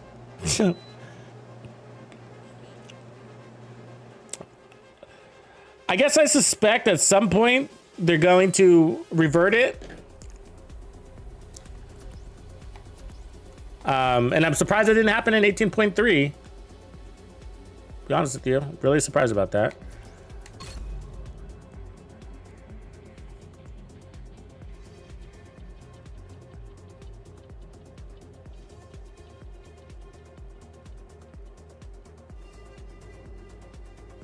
That's a good idea, Mr. Rob. I kind of like that with negotiators. We can give that a try. I think I have all my negotiators pieces. The downside about negotiators is, well, it's not a downside, but we'd probably want to avoid the negotiators backpack so that we have some bonus armor in theory, or we could just get rid of the bonus armor. We could try that though. Because negotiators is, its best in slot is backpack. But the chest piece would be a bad one to run in this scenario. So, but yeah, that's a fun variation to try. We'll do that. So I'm just grabbing my cabaret real quick. There we go. That would allow us to save our shock ammo a little bit more. So that's kind of what I'm looking for. And we could also look at the like a tactical vector. I'm running the non-perfect version of that. See if that's any better. We also have grudge for more crits. Would that be worth running? You know, I wonder if we can kill fast enough. You have to kill while they're in status effects, which is not always easy, right? I can never get that really to work in the weapon swapping scenario, but I'll bring it along just in case. All right.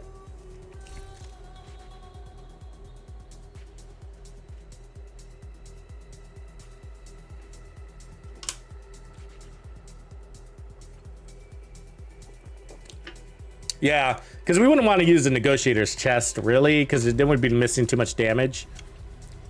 So we'll probably have to do that. I mean, but we can run this without heals.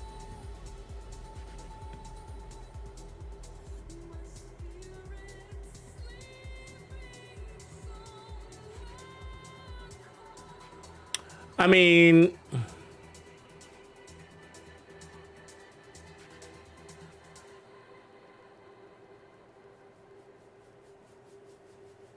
I'm just kind of thinking out loud, like, what about Heartbreaker in... No, I mean, we'd have to get a lot of headshots in. Easier said than done.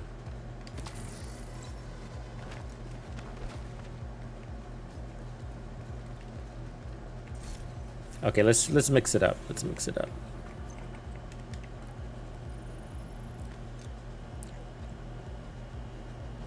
Yeah, it's more of a team build, but you're pretty squishy. And if you were to run 4-man heroic and try to go run around and melee fools, you know what I mean?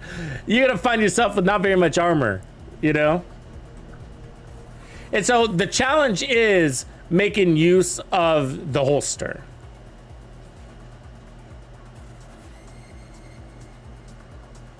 That's a good point, Wild. Hunter's Fury wouldn't be bad. I could see that. Yeah, not with assault rifles. Assault rifles are different, right? Well, the thing about Heartbreaker is that the pulse expires every 5 seconds. And so with assault rifles, like, where I kind of like to do is, like, there's a triangle on the enemy. So, like, if this is the enemy, like, I'd aim the triangle, the peak of the triangle is his head. And then his shoulders are the base of the triangle. So I try to shoot basically right at his sternum and then work my way up to his head, right? And then finish off, you know, ideally on the head. But if you go for 100% headshots with an assault rifle, what ends up happening is a lot of extra reloads because the enemy wiggles. They wiggle. Their head is wiggling and they're bouncing and they're moving. I'm not talking about moving. I'm talking about wiggling. They're wiggling, they're jittering, and all these bullets are flying right by their head. And that's what the Bighorn isn't a very good assault rifle because it's got 40 rounds and requires you to go for basically 100% headshots. And so you're always reloading the Bighorn, always reloading it. And it's very annoying. And some people don't notice that, but I notice it. It's like 40 round mag is asking for 100% headshots, and assault rifles don't do that great at 100% headshots. It's not like a rifle or a sniper, right? It's not like one of those fun guns. So with assault rifles, I'm weary about talents that make you go for 100% headshot because it throws into a bunch of reloads, and I don't really like that part. So let's see where we are stats right here. Yeah, so probably more crit damage.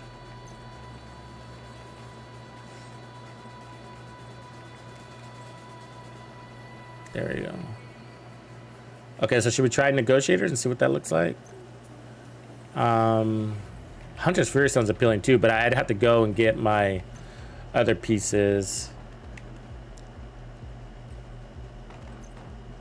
to have crits because I don't have my crit ones here.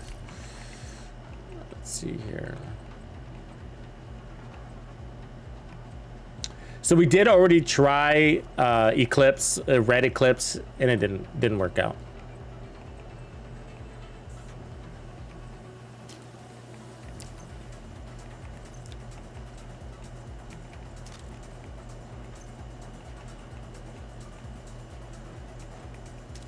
Yeah, but there's a synergy here, so I like where your head is at there. I like that. So, because we're spreading the love anyways with the shock, and so I like that. I like that idea. So let's see here. Where we at? Crits are 6148, so we need to tone that down. Let's clear that real quick. Clear that. 6140. Clear that. 57. Okay, there we go. So, go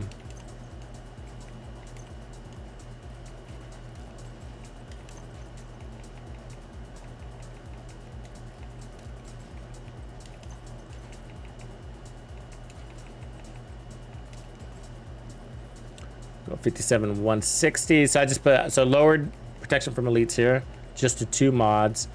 So we don't have any heals, though, right? So that's gonna be our downside. But I mean, we got this drone, and no bonus armor. So it's just damage and shock. So let's see what we can pull off from that.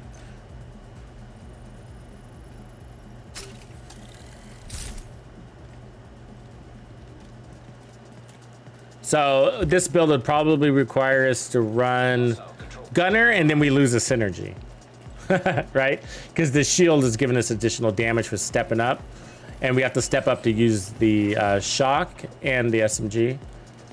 So we're gonna have to figure out that part.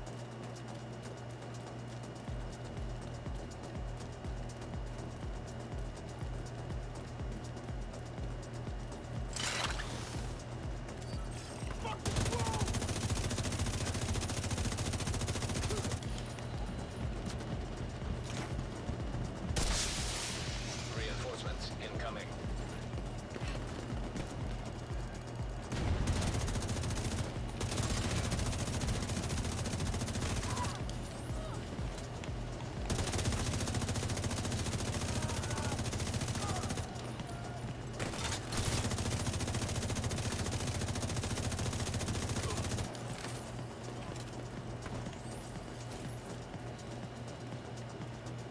An additional party coming in here.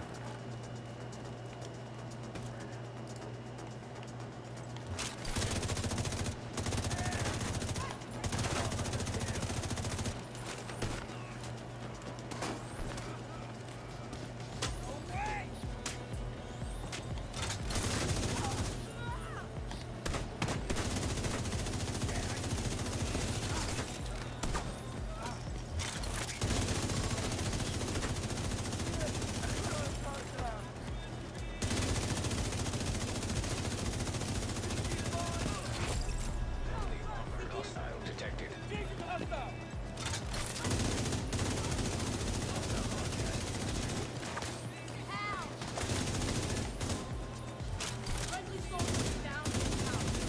God damn it. What a waste.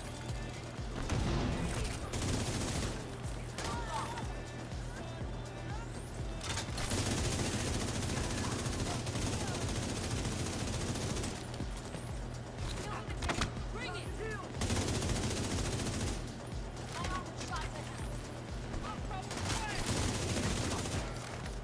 We lost one. Reload. Oh, see what just happened there? That's perfect melee scenario. You miss your melee and they melee you right back. Even if you land your melee, they melee you right back. Shield moving here.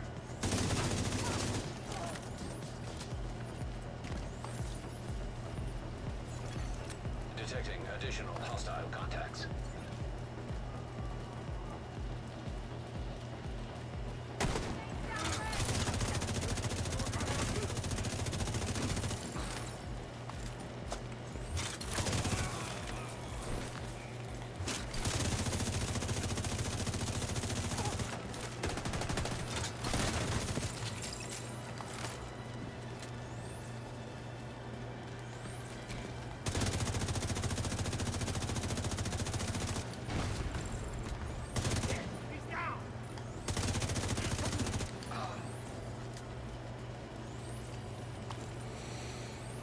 It works, yeah. So, I mean, it's probably a good idea to run some sort of armor kills instead of the shield, but...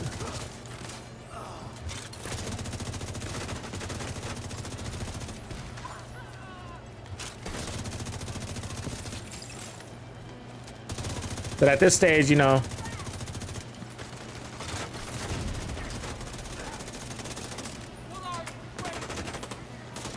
Fucking dizziness, huh? Heavily armored hostile detected.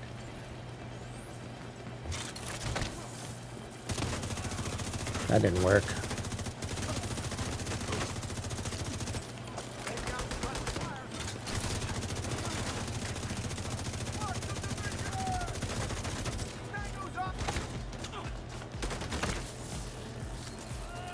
Let me reload. I mean, I had to force in the holster. You know what I mean? The force in the holster a little bit, but it worked.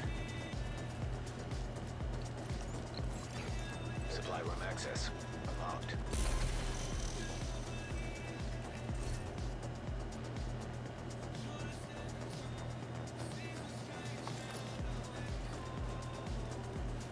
Yeah, you're right. I could do kinetic momentum.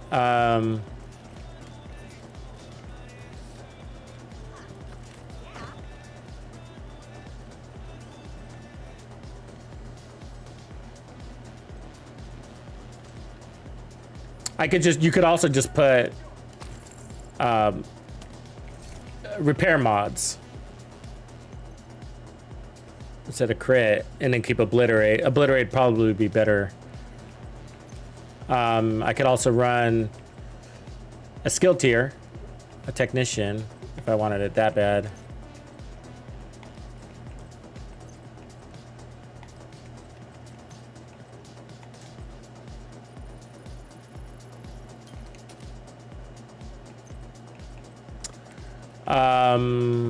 I mean, we could run an Alps chest just to pick up 20% more heals, drop the Grupo.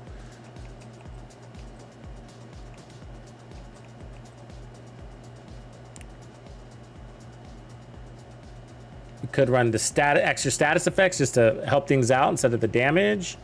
It also works. We could run repair skills, you know what I mean? Like that. One with repairs and status effects, or crit damage and repairs.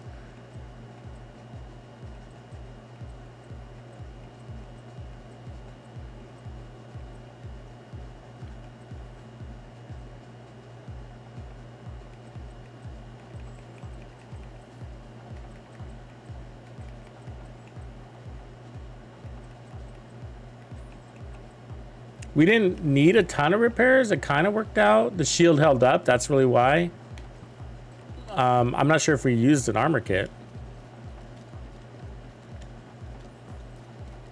Maybe we did, maybe we didn't. The only problem with negotiators builds is you kind of pigeoned into the build. I mean, these are locked in, and this is locked in. Where do we go from here?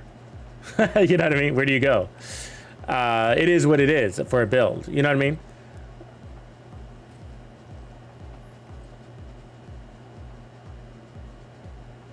I mean, the only option you have is the chest and the backpack swap, right? I mean, any change you make to your chest piece talent is really insignificant. So yeah, you can run Perfect Companion. Yeah, you can run Obliterate. Yeah, you can run Spark. You can run, you know, anything in between. Perfect Companion, I mean. You can run Glass Cannon. I mean, you know what I mean? Like, it's just focus with the different assault rifle. That's the problem with going to gear sets, is that you kind of get caught up, stuck with it, and they work. So that's a great option for kind of an easy go-to. Let's try, see if I got my Striker backpack here. Now, Striker's not going to solve that either with Hunter's Fury, but Hunter's Fury's interesting. What it brings is that, because this is the part that I want to think about, right? Is that we have to get inside 5 meters, right? I mean, you got to get close enough to punch these guys if we're looking at the holster, right? And so if we have to get close enough to punch these guys, then what build set or what builds complement that? Now, Negotiators does. It does. And I like the synergy there, because you shock these 3 guys, you tag them, and then you kill them, focus fire on them. And so I like that. But when it comes to where do we go from the build, I mean, all the changes are like preference. Like, yeah, okay, you can put on a different talent. Oh, yeah, you can run more armor. Oh, yeah, you can, you know what I mean? But like, doesn't really, it's preference, you know? And If we run striker, it's the same thing. It's just that you got more damage and it's all focus fire, you know, but it's less synergy. You know, if you go Hunter's Fury, now you're kind of talking a little bit because you get armor on kill and you get the Apex Predator that rewards you for being inside that I gotta punch you in the face range. You know what I mean? And then you disorient them while you're staggering them with your or while you're shocking them, you know? And so I kind of like this one idea. You know what I mean? I feel like we should try this. And it's not unique to run assault rifles with Hunter's Fury, but it's pretty cool. And we can even run the Hunter's Fury chest. So let's go fish that out of our stash.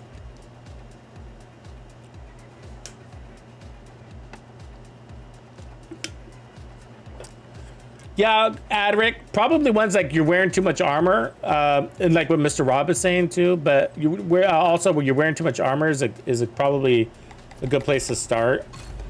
Let me grab one.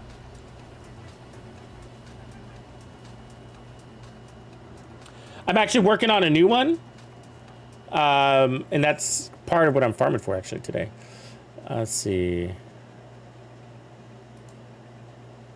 See if this is it.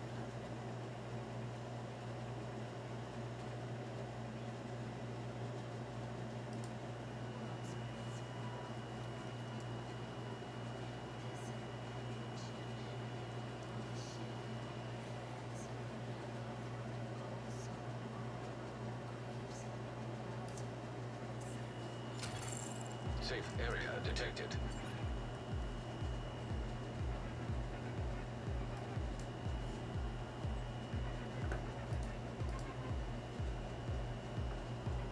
Yeah, give me a second to get through this thing.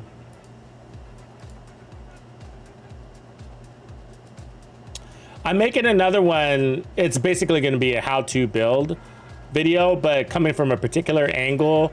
The concept is going to be, let me just read it to you. How to become powerful and get high damage in the Division 2. So how to get more power, basically. No, and this is not a conversation about expertise. So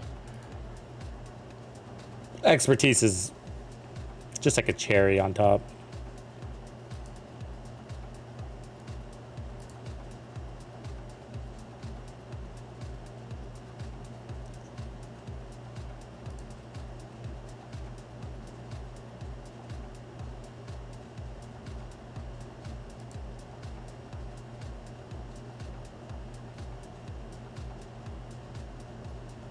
Okay, I'm close. Let's see here. Not that one. I made there's a couple of them, so I'm grabbing the first one.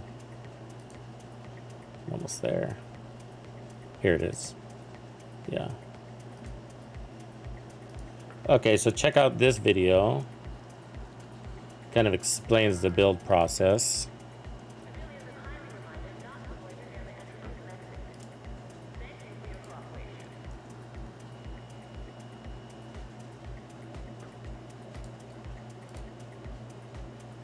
Okay.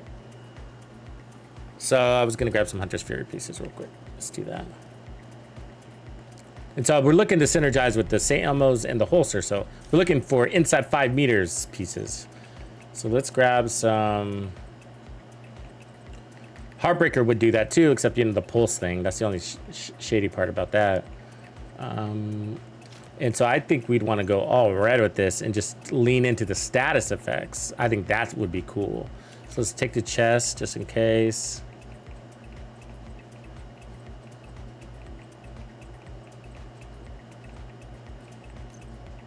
Umbra's got really good heals to go along with this, of course. But again, not super creative. Just because you got 4 pieces locked in. That's why I wish, like, man, if they added 2 more slots.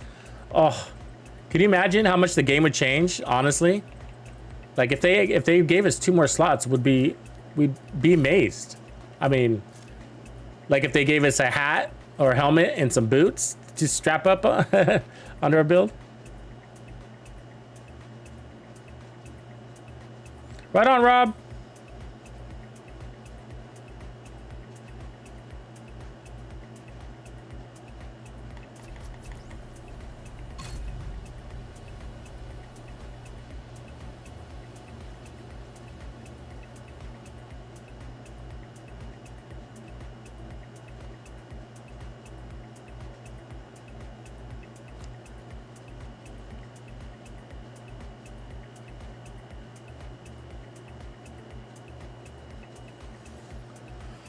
Yeah, I need to get back into Descent too. It's been a couple of weeks since I've been in there. Yeah, we are getting another slot of some sort Nearby. in season 4. So that's part of the new end game structure and all that. So apparently we'll be farming for something completely different. And it's gonna act like an additional slot on our build. That's all I know. That's what Yannick gave up in that interview. He gave us that little bit of tidbit. That's it. But that's a big deal. It's a big deal. That tells you how massive season 4 is gonna be as far as changes to the game.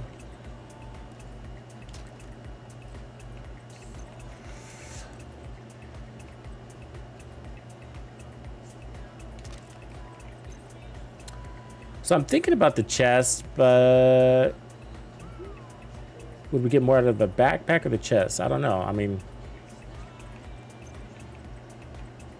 to think about that. The chest is nice. You get to hold on to your amplified damage longer.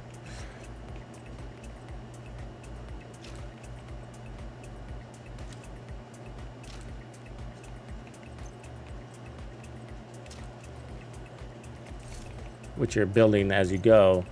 And so that's what this gives you, an additional 30 seconds. So that makes it, you stay stronger longer. The backpack, which I don't have a very good one, but it's there, gives you a bigger spread on your status effects. But I don't think that'd be super helpful for us because we're gonna have the shock too. You know what I mean? So I don't think we need to lean into that too much. So we're at crits right at 42. We're gonna need some crits. So we're probably gonna have to run a chest gun on the back.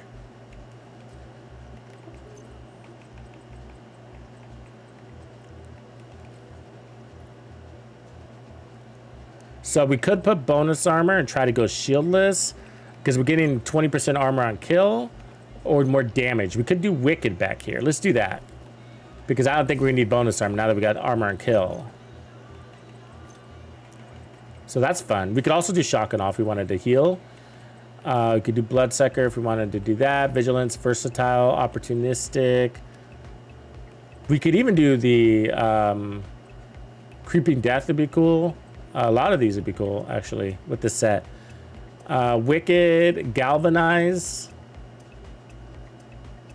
Because you're confusing and shock. I mean, we get... The problem is you can't stack galvanize. It's on a 10-second timer, so... But... You got clutch, adrenaline rush. Any of these would work with this build, honestly. But let's do wicked for now, and then we'll see.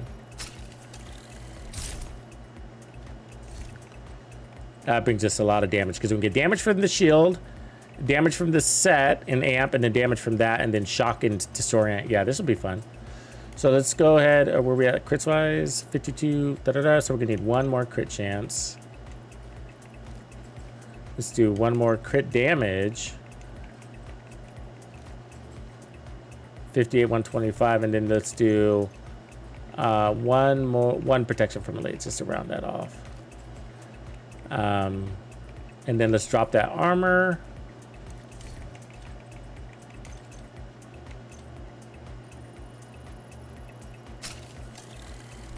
All right.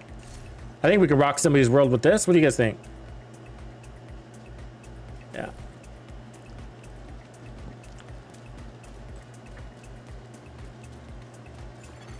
Hostile control point detected. Plus, that'll help our SMG when we weapon swap, which I'll try to remember to do that. Negotiators was hard to do that with because if you're not shooting, you're taking damage. And we didn't have any heals with it. So this one, we have the armor on kill. So that'll help ease into that a little bit more.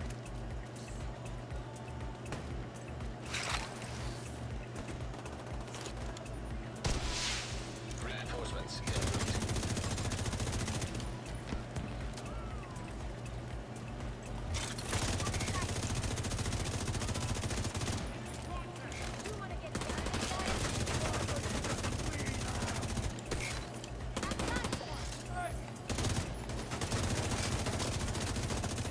Area is always annoying.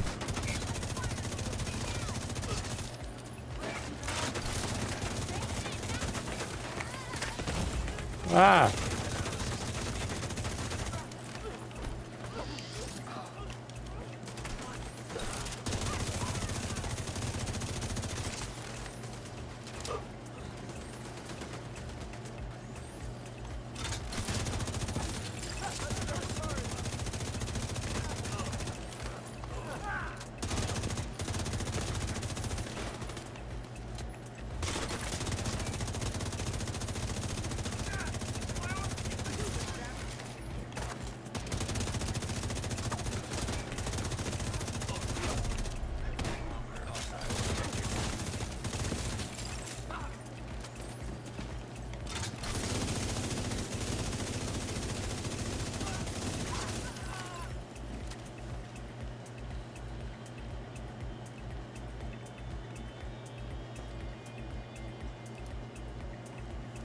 Is she not coming down? That's not. Could probably make off better with the decoy too. I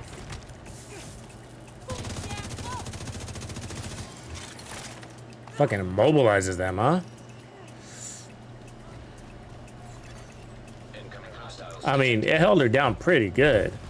It's a good boss defeater.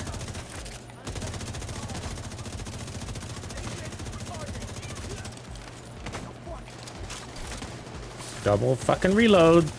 Bullshit.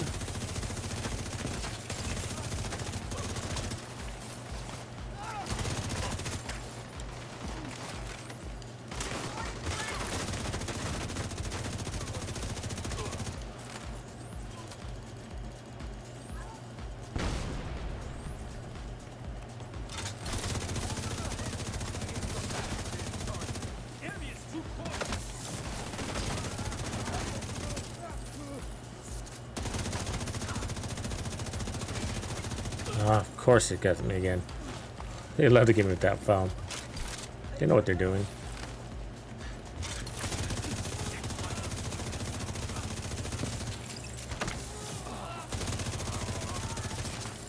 Thank you.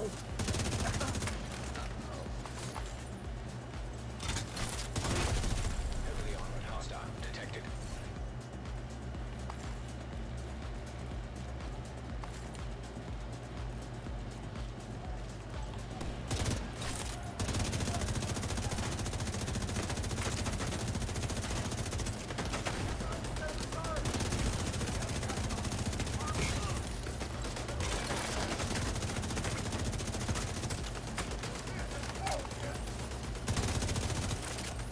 Do you see it?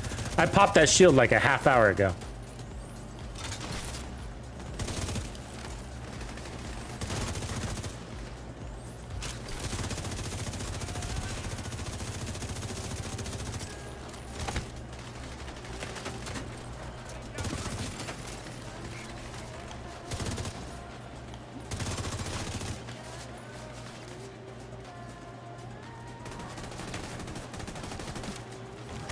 Come on, dude. His melee didn't even land. God.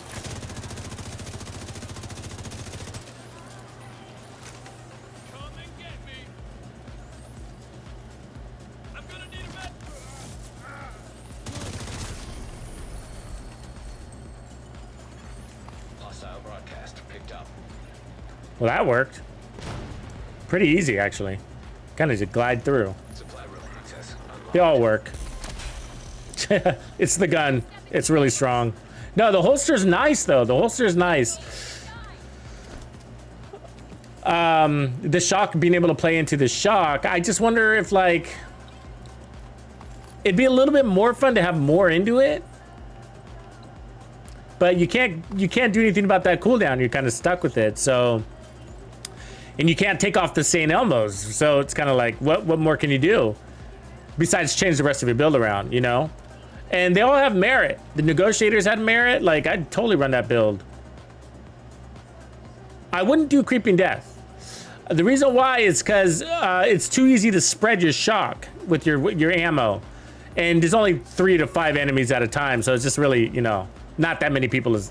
Creeping Death would go to waste. But this being an all red build, if you think about it, is pretty pretty viable. Yeah, you don't need a shield to shock them, just to spread to multiple enemies. But I'm using the shield for the damage part too.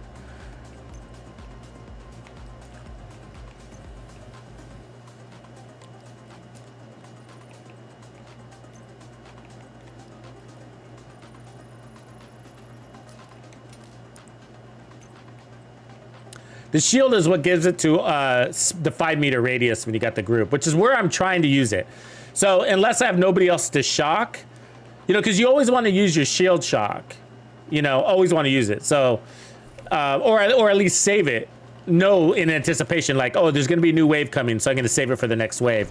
But yeah, so I'm trying to grab those guys, and there's 2 or 3 of them running out the door, then to whack them with the shield, and then shock them all, blow them down. But this is a pretty viable build, you know? Let's test it out a little bit more. Let's take it on a run. Where's the gear? Good gear at? Let's go back to this crazy fire town. What do you guys say?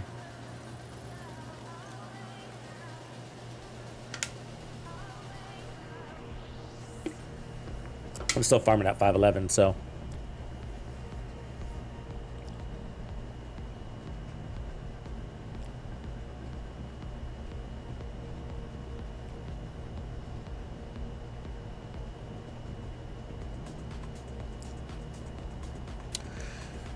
I mean, we could try also trading out the chest piece, see if we like that. Yeah, the holster procs wicked. Yeah.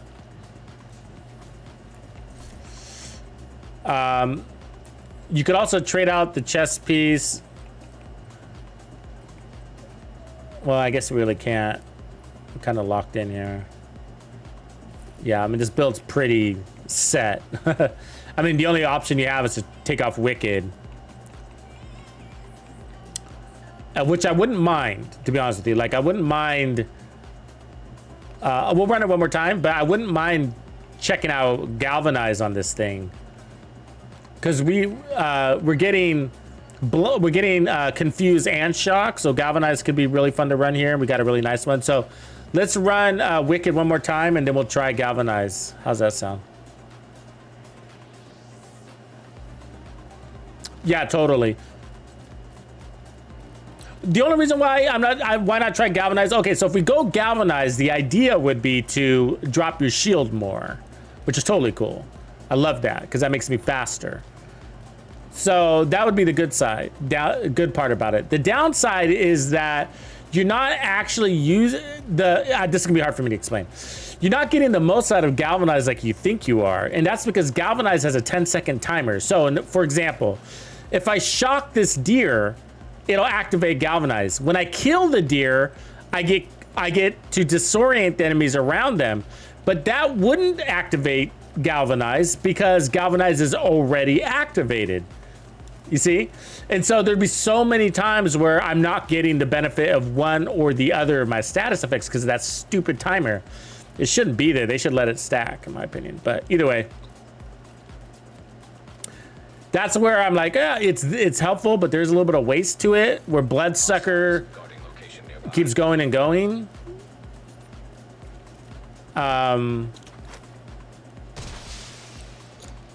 Okay, so let's activate Wicked with our holster. There's Wicked. All right. Well, now you guys know it works. Now let me go back and save myself.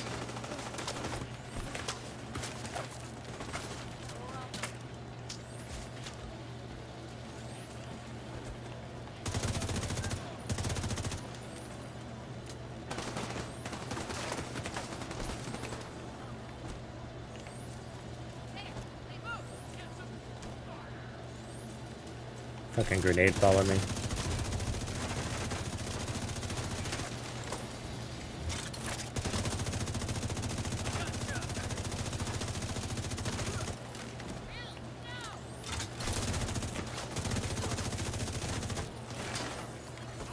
Detected. We shall have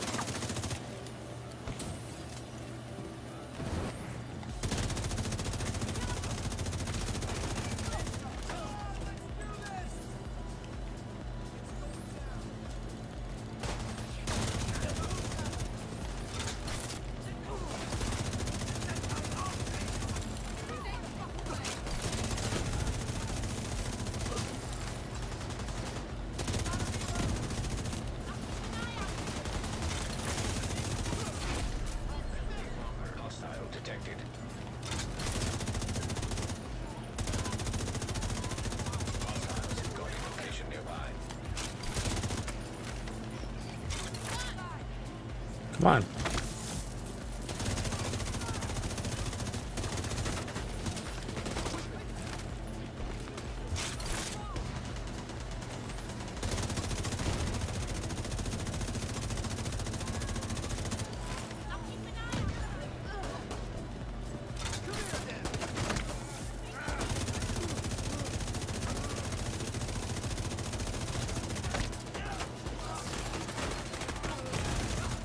Vital signs critical. Someone still alive? Look at this Joker. We'll wait for him. We're gonna take them by surprise. I've got your back. Any day. Check out that way. We're done here. Detecting additional hostile contacts.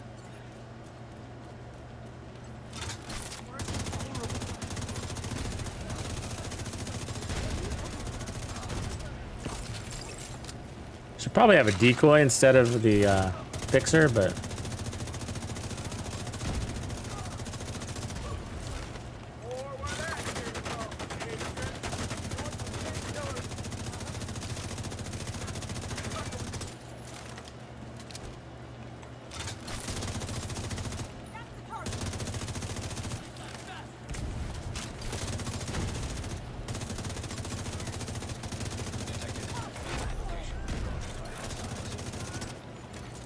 Heavily armored hostiles detected.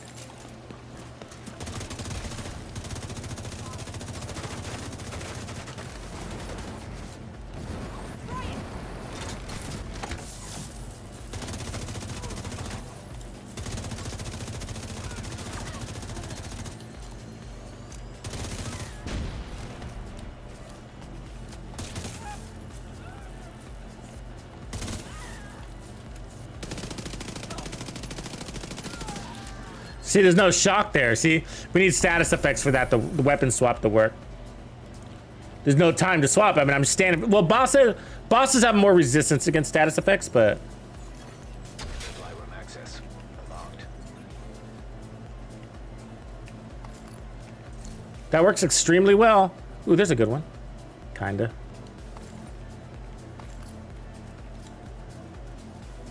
You could use like a probably 1 or 2 status effects in exchange for that protection from elites. You could do that.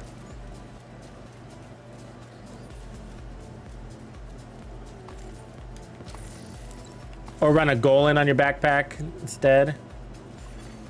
Hostiles guarding location nearby. Or electric. I think we already got this right. Yeah. Okay, so let's swap out the backpack now. So that worked great.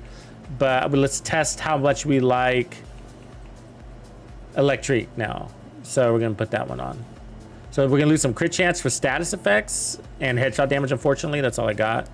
So yeah, that lowers our crits, but we're actually pretty good because we're at a 112, so I'll leave it, 48, 112. All right, so if you're under 120% crit damage, you don't need to max out your crit chance. Just balance it out. So we could still take off this protection from elites and put some on there if you wanted to. That'd be okay. So 54, 112, that's fine. We'll keep that.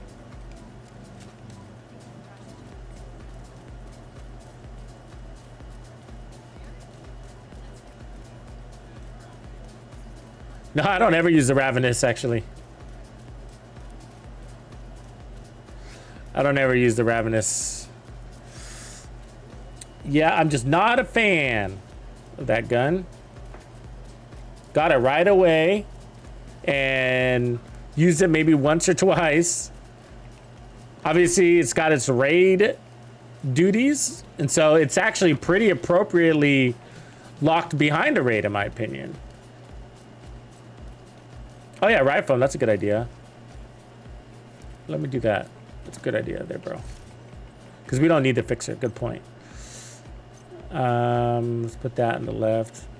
Decoy would be the other way I'd go, just for more freedom. But the right foam is good for those big mobs too. If you have an opportunity to switch to it, that's the other part. You gotta have fast hands. Nearby. But yeah, so the Ravenous, I feel like is, yeah, I think it should stay behind a raid because it's only good for raids. So like, fuck it, leave it there. Give us the Regulus. You know?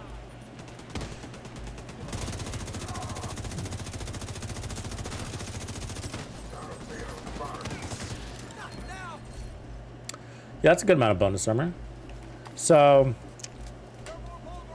but we didn't have damage issues, so we would want to use the bonus armor offensively, if that makes sense, to help us basically run. Oops, I didn't mean to do that. Forgot that I switched my skills.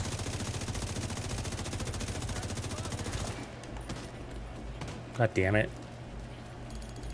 Fucking up. Sorry, I switched my skills, so I don't. I'm hitting the wrong skill. Reinforcements en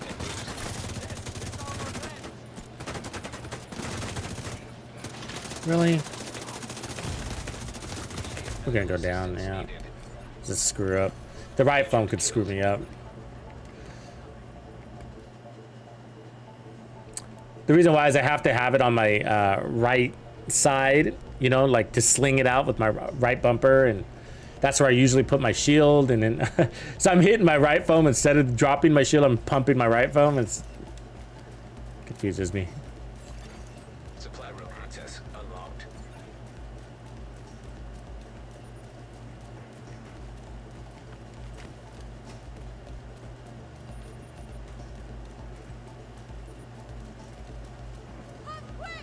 Maybe I should switch that. So don't accidentally do that anymore.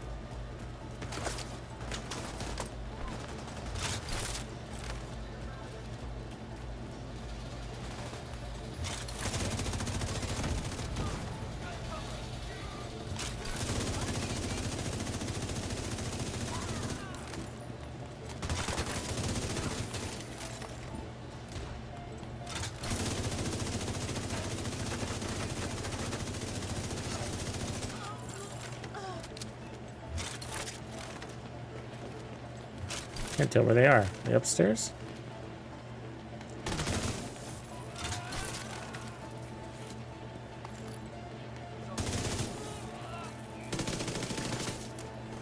Yeah, a little bit of status effects helped. Help the weapon swap thing.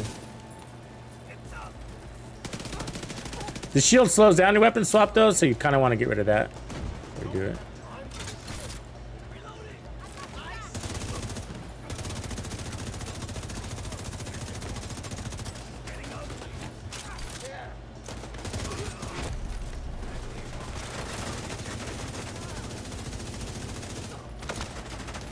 Really? You should have been fucking shocked.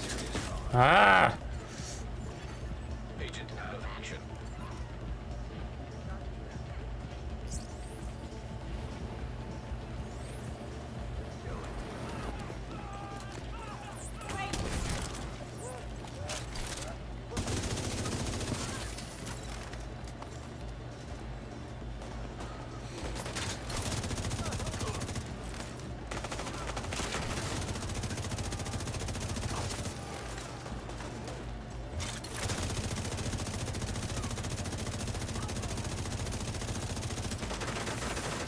Ooh, he's got shock too, huh?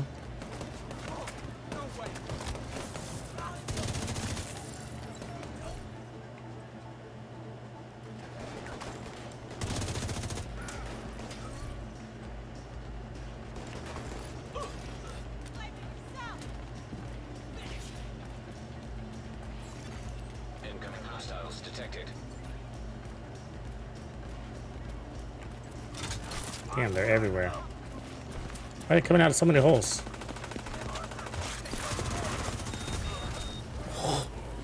It worked and it didn't.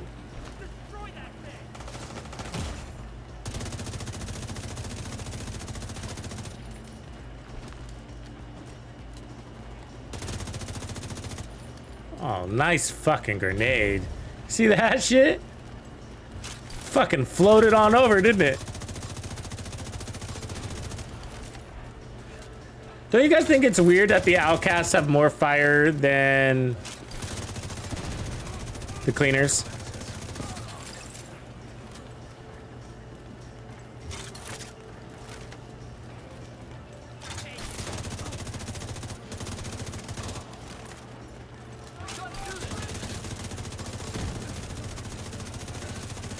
Die. Jesus.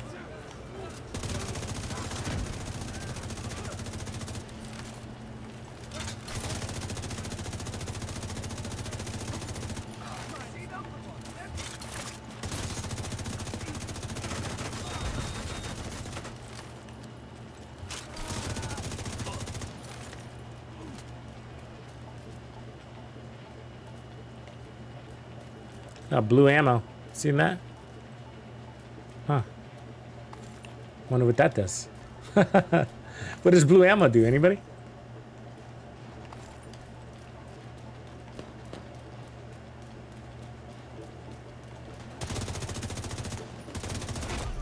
Heavily armored hostile detected.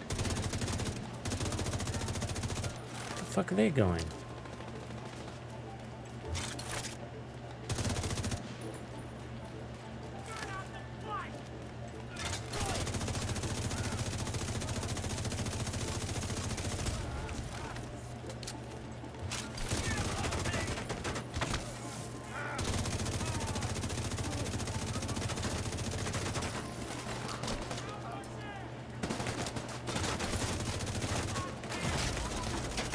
Medical assistance needed.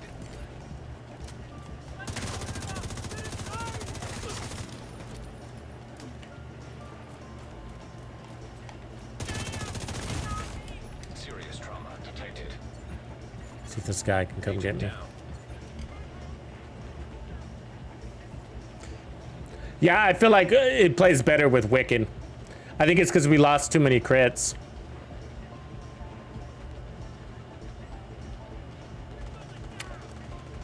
Yeah, so it's not so much the, it's just the, oh, really? Deceased. God. That's so lame.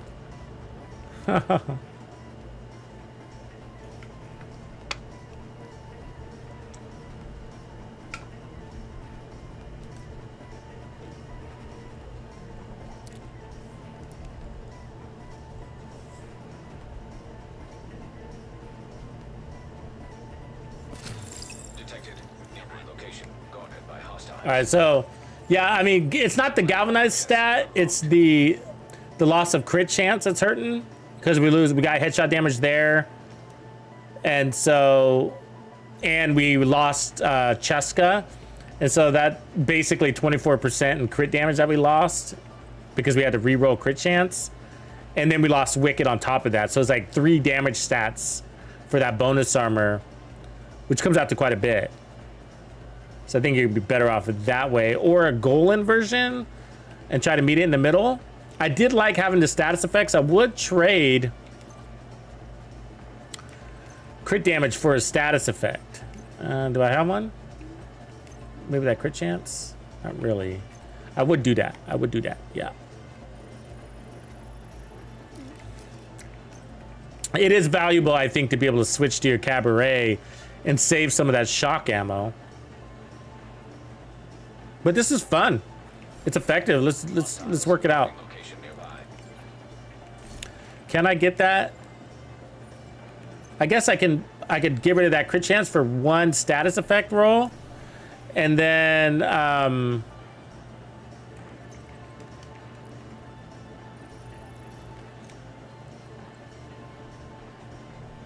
because that's all we had on that other build was just 1 status effect, and it was enough to roll to swap to the other weapon. Man, if we only had better stats on that holster, right?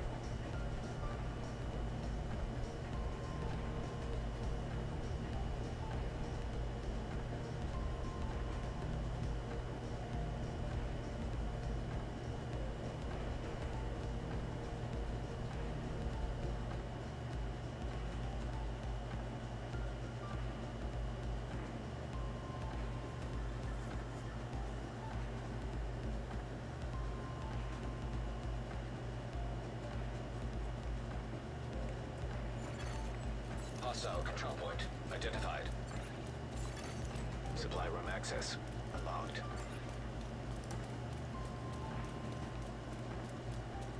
And then I felt like Galvanize only helped us like once or twice. I think I could have done a little bit better there. So let's recal that whole knee. Yeah, no. I thought it was a knee. Huh. Holster? No. Glove? All right. I'll put the status effect there. Just one. Titanium! Appreciate you. That must be an upgrade. Thanks for your support, man. And then we'll put this to, I guess, let me see where we're at stats-wise. 58, 125. We're actually pretty good. We must have had too much crit chance. All right, so we're at 58, 125, so we're good. Oh, it's because I added that one there. All right, took out the protection from elites. And I think that should do it. I think that should be enough status effects. I'm gonna go ahead and put on the decoy. I think sometimes the ride foam can feel clunky with that shield. And we got 2 status effects out there anyways. So I find it wasn't really needing it.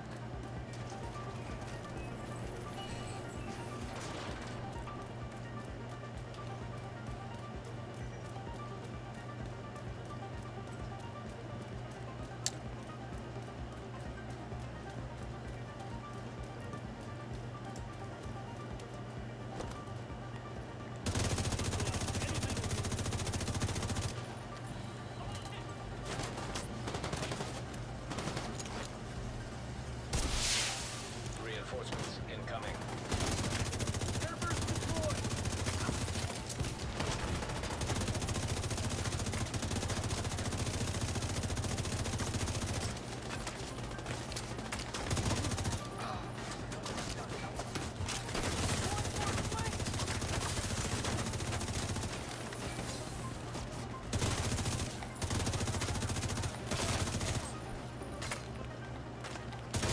God damn.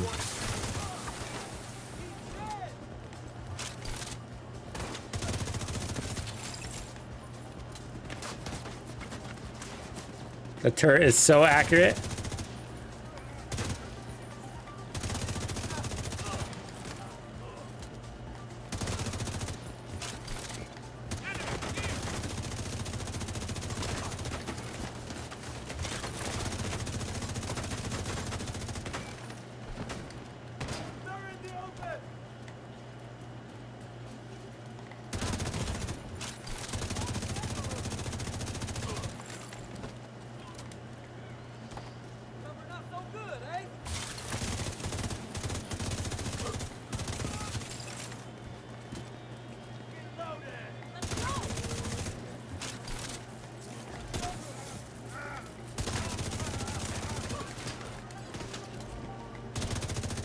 Really?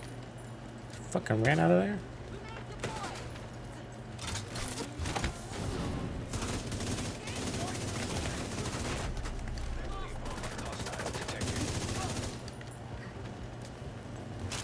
Her fire's still going. So messed up.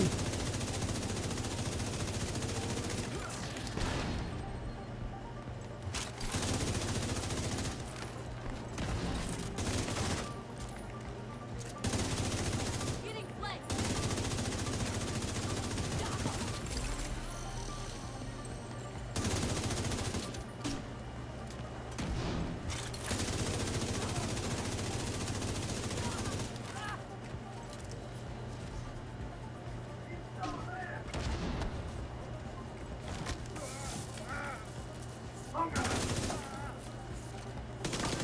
Oh, yeah.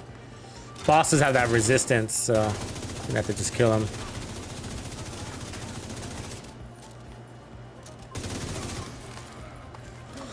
Probably for bosses, you'll probably need 2 status effect rolls to be able to switch weapons. Detecting additional hostile contacts. Or the memento. I'll take care of it too.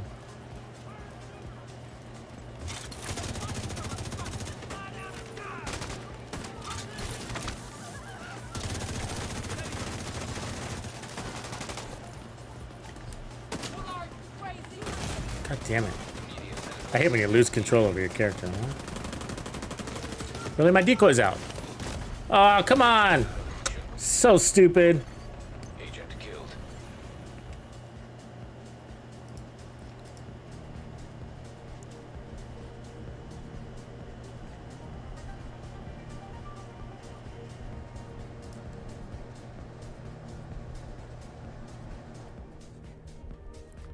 Anytime. Hostile control point detected. Pass the background check to guard a place like this. It's that shield, huh? It breaks. That we had that protection from elites roll. I wonder if I should put that back on or.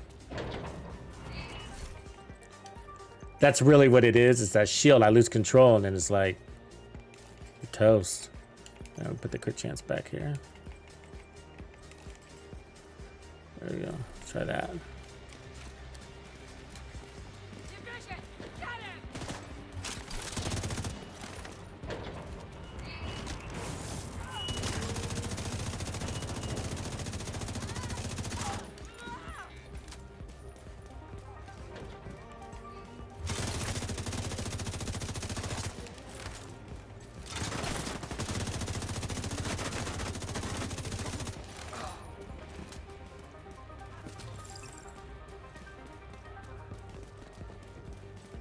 Agent, I see you. Oh, I felt that bullet come around the corner. Did you guys see that?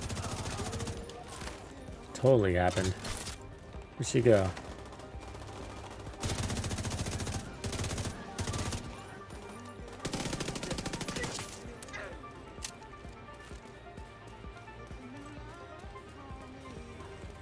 Eat this!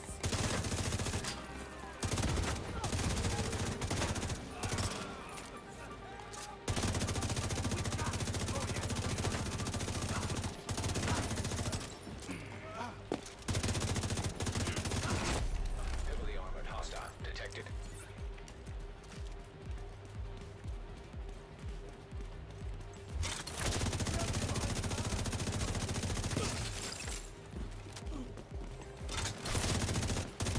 I'll blow it away.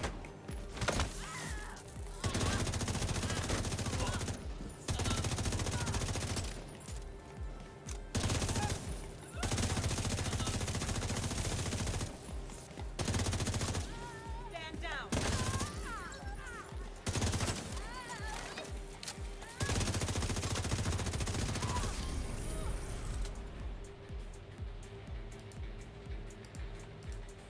Too bad the gear sucks out here, huh? Future initiative. Supply room access unlocked.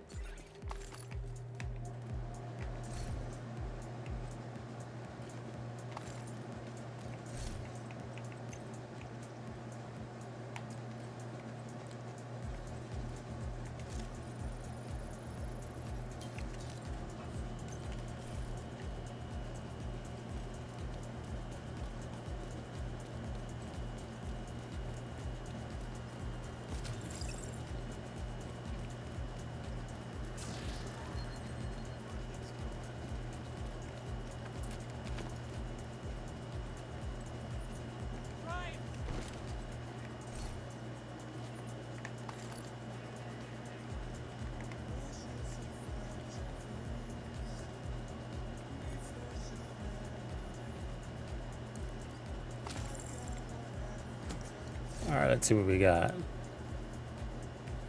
Yeah, so that feels relatively balanced. I mean, I guess the status effects.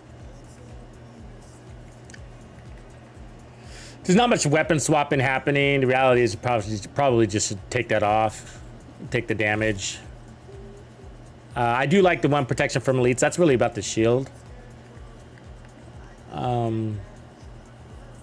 The fixer drone heals the shield a little bit inadvertently, so that you could put that back on if you accidentally heal your shield. You could also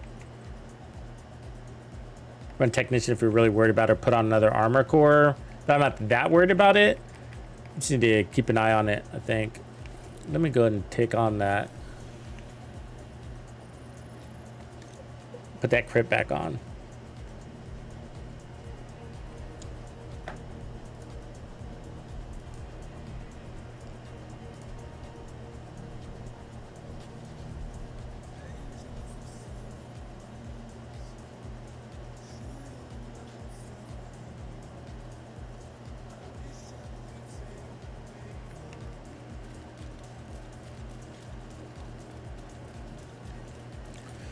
Yeah, St. Elmo's is a pretty cool weapon, though. I mean, I really like it. I like it because there's a lot of different things you can do with it. You know, that's really why I like it. You know, you can go crit, you can lean into the status effects, you can come up with team builds, you can put it on a healer build. It's neat that way. You know, that's why it's good in my mind. Obviously, it's got great mods, but so does the capacitor, and that's what the capacitor is really good to that effect. You know, like the capacitor's got equally good mods. You know, if you look at the capacitor's mods, it's equally good, and the capacitor's got better damage. It's got that 12% damage to armor. I mean, capacitor's a damn good weapon, and it's got a fast reload. I mean, it's a tough choice to say which one's better, St. Elmo or the capacitor. Now, the reality is it's St. Elmo for DPS builds and capacitor for skill builds or hybrids. So there is a reason to not have to compare them because they do fall into two different classes that way.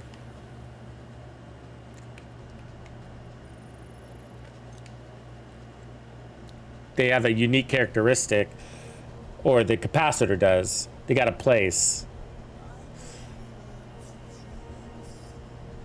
But stats wise, they're really both really good.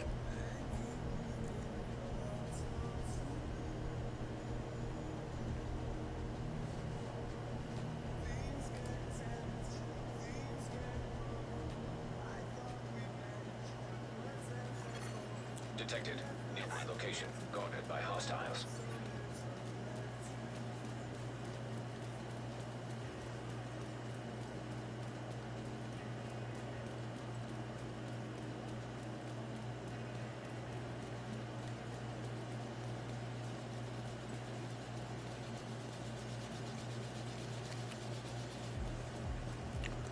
Okay, so I think we got it set up in its ideal place again. Basically where we started with the Hunter's Fury set.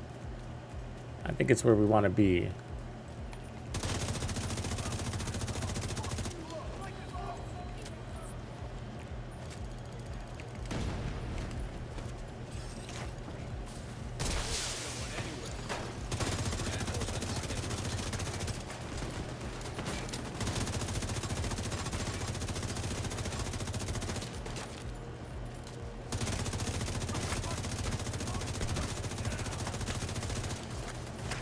There you go.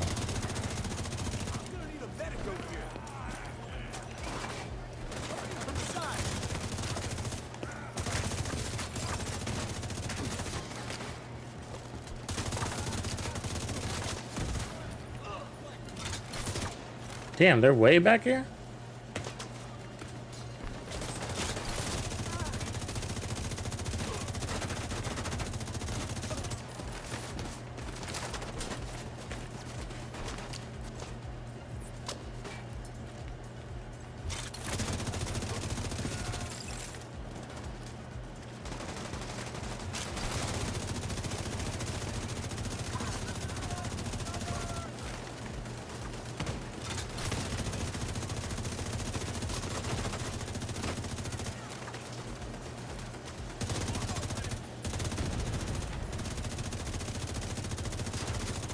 That purple guy always puts his turret up there.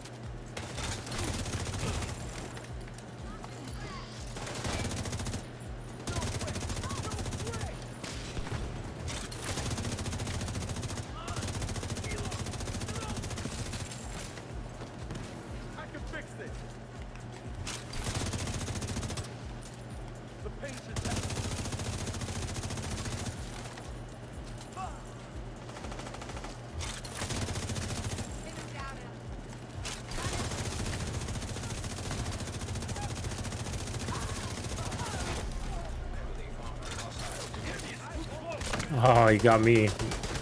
Fucking, that's a problem with melees, man. You didn't fucking take that. You didn't distribute it either.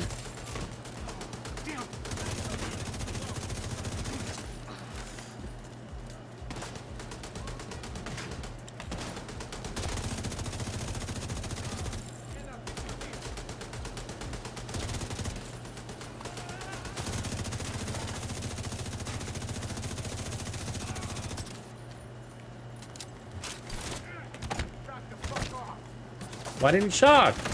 You see that? He didn't shock. I had it available. I watched it. Fucking dumb. He wasn't under status effect anymore.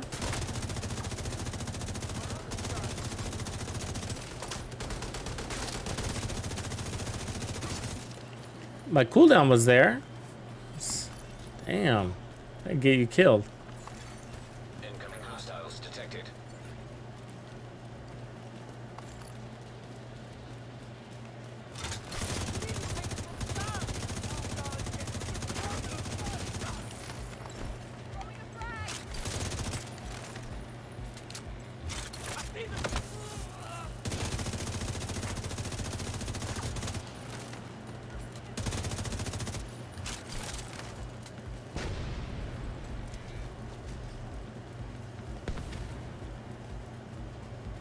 Who's this wave at?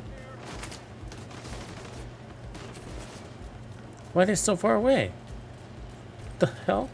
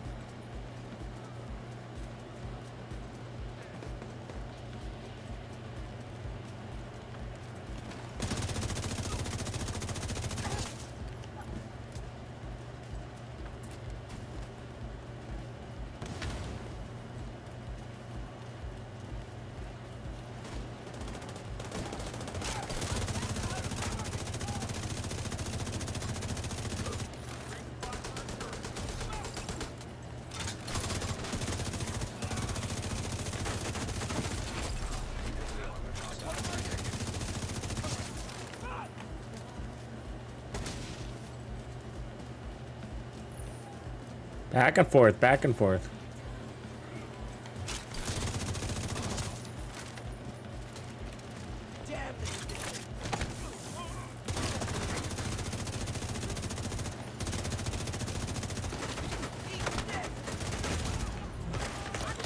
Really?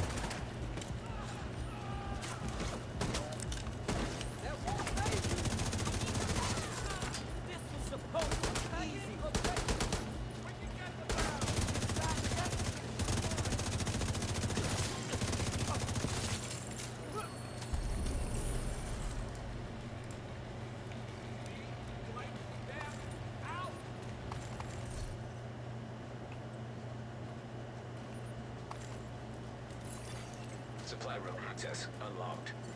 What up, Beardy? McWhiskey. What's up? All is good, man. We're in experimental mode.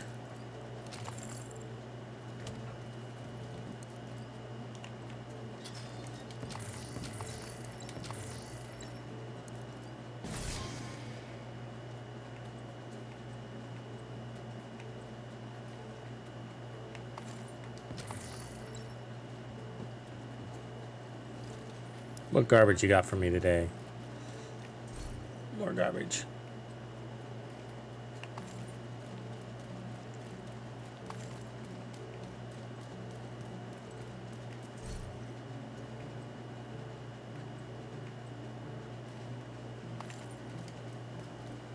All right, so we got here. Yeah, I mean, not much else to do to this one. I think it's pretty set in stone. I mean, you could just swap out the 4 gear set pieces for whatever your favorite is. This one's nice because we're playing into the shocker punch, which is playing into the distance that this likes to play in, that 15 meters. So, but the assault rifle is so good, you don't really need the shocker punch. We're just kind of highlighting it. And it is a nice to have. It is fun to go around, excuse me, duking people, shocking them. And so it is nice. It's nice. And so everything here is really in synergy. It's probably the best synergy. I think the Negotiator Z was pretty interesting that way too. Except, you know, you don't have those heals in case you get into trouble. And this one provides, at least fills in that gap.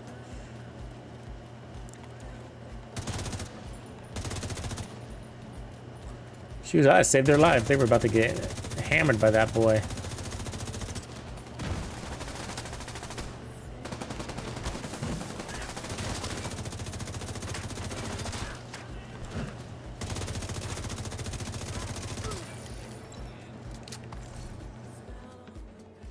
Yeah, so, I mean, basically it fills in the slot. What's good, Nomad? Oh, it's almost 4 a.m. in Scotland, huh? Happy Saturday. Woo! It basically fills in the spot of a stagger, you know, which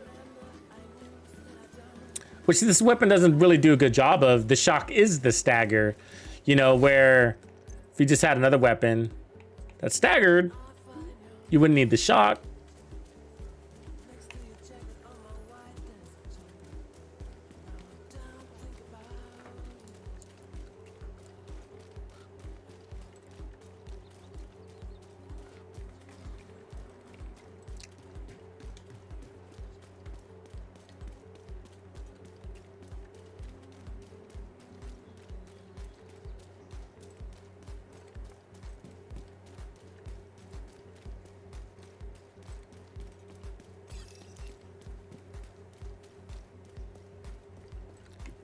Territory control over here. Yeah, let's take that territory. 1 p.m. Sunday. Well, it's still 7:45 on my end.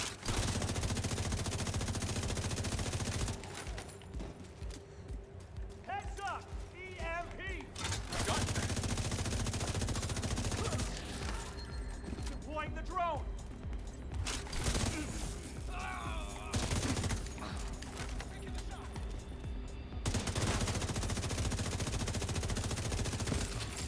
Detecting additional hostile Ah. contacts.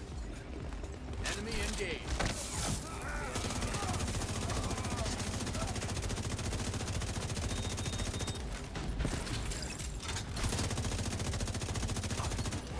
Access key detected.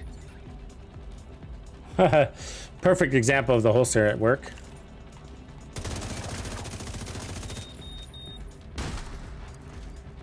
Big groups like that. Good rush stop, right? Good spawn stop.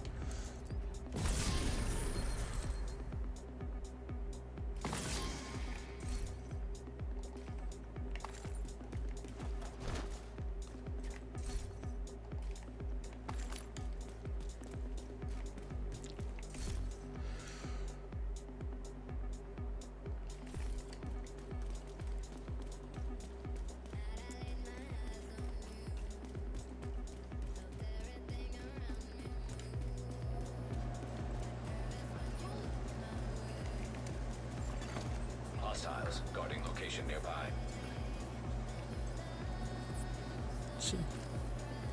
It's a boss, isn't it? Yep.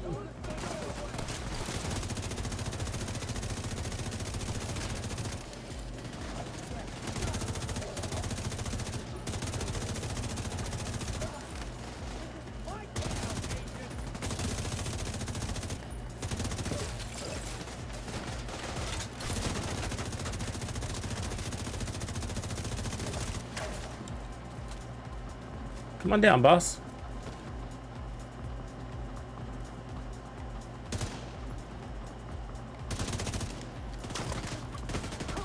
Really? You got an angle on me? Serious trauma detected. A bunch of bull.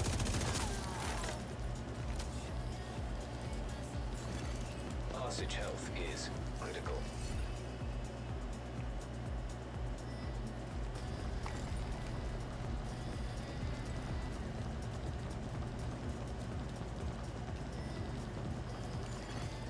detected. Nearby Yeah, so we got a few builds coming out this week. I'm hoping to get out to you guys. So we got a Dr. Home build, a Dodge City build. If I have time, we got this Shotgun Striker build. I also want to get a named weapons ranking out to you guys this week. That might not happen till like Saturday or Monday, depending on how long it takes to get together. Because a lot of builds, I basically have to assemble like 50 builds, right? So it's a little, takes a little minute.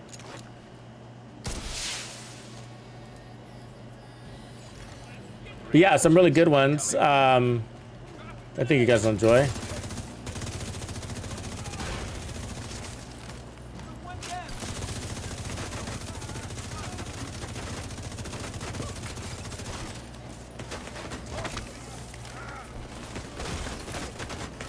Why are you hitting so hard from so far? needed. Target's getting near. You want to see what I can do?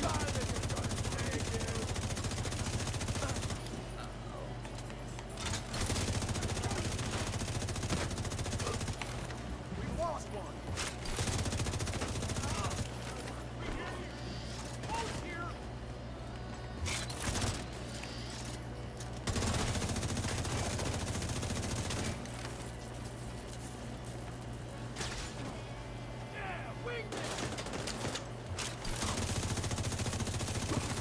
Like I'm shocking them. I don't have any shock ammo. You guys seen that?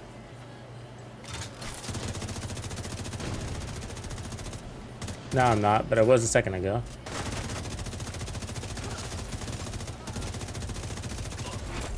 Heavily armored hostile detected.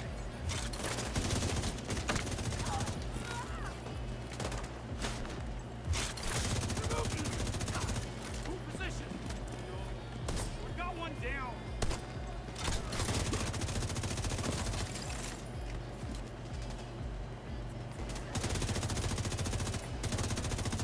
Seen that? Doesn't show I have shock ammo, but I was shocking him. You see that? It's all jacked up.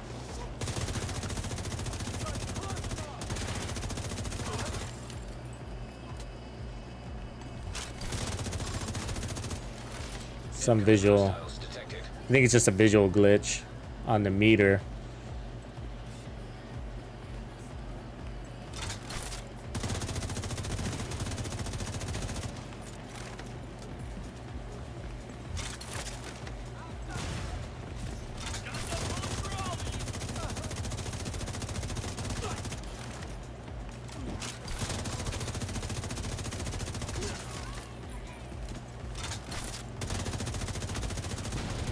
I swear there's somebody back there.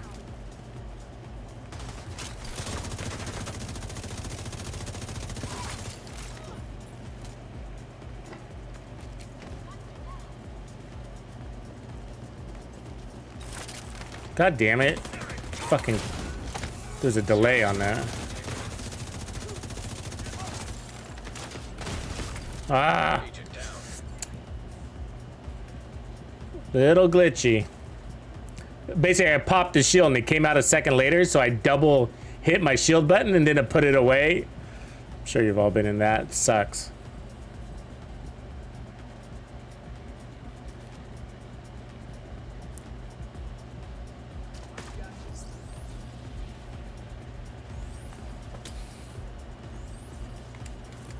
You need to leave us alone.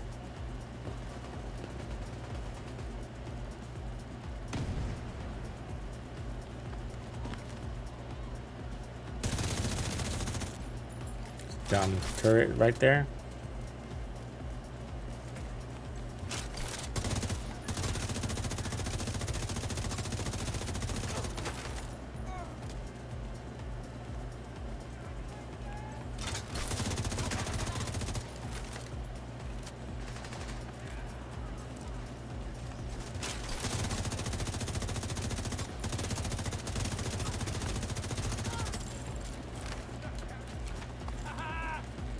Nice double reload. Fuck. Like everything that could go wrong is going wrong. So I guess it's that time of the night, huh?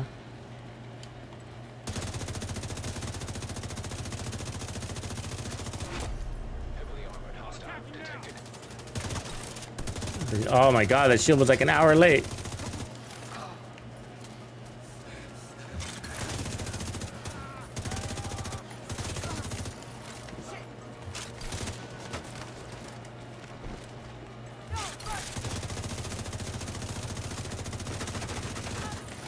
Leaving cover.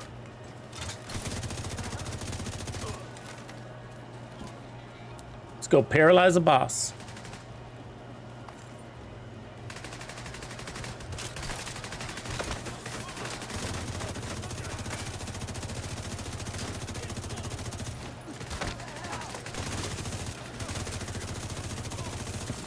It's like the perfect scenario. You use your shock to get your stacks and then finish them off with another shock.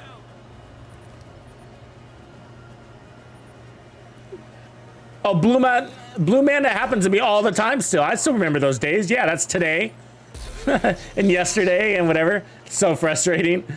I was like, I'd rather they not even be in here if they're just not gonna do shit. They can't kill anybody and then they don't pick you up and then they claim responsibility for the clear. Worst allies ever.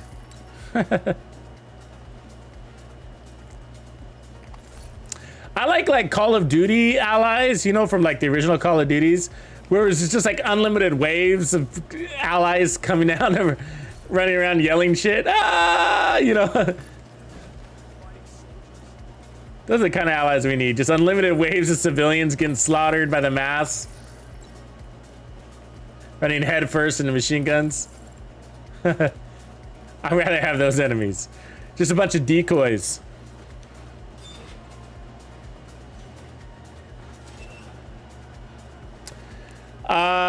We're running it. Hey, Breed.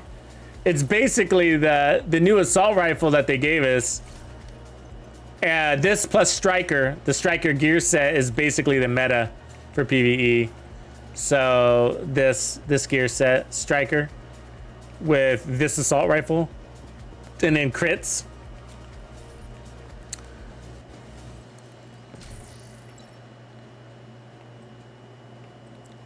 I mean, I don't run it a lot just because, you know, I'm a little bit more into diversity. I can't just play the same build over and over and over again. You know what I mean?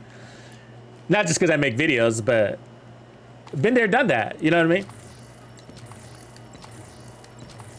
It's not why I play video games. Not why I play the Division 2. To be honest with you, I don't play so that I can wear the same, like even whether it's the strongest build or not, so to wear the same build every day. No way.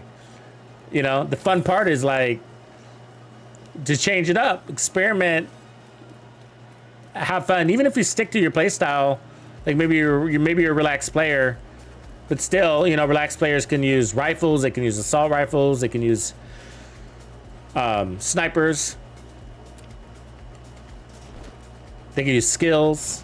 And so I like bouncing around those and toggling through them, and then when we get new gear, experimenting with the new gear and finding their place on my builds, if at all, you know.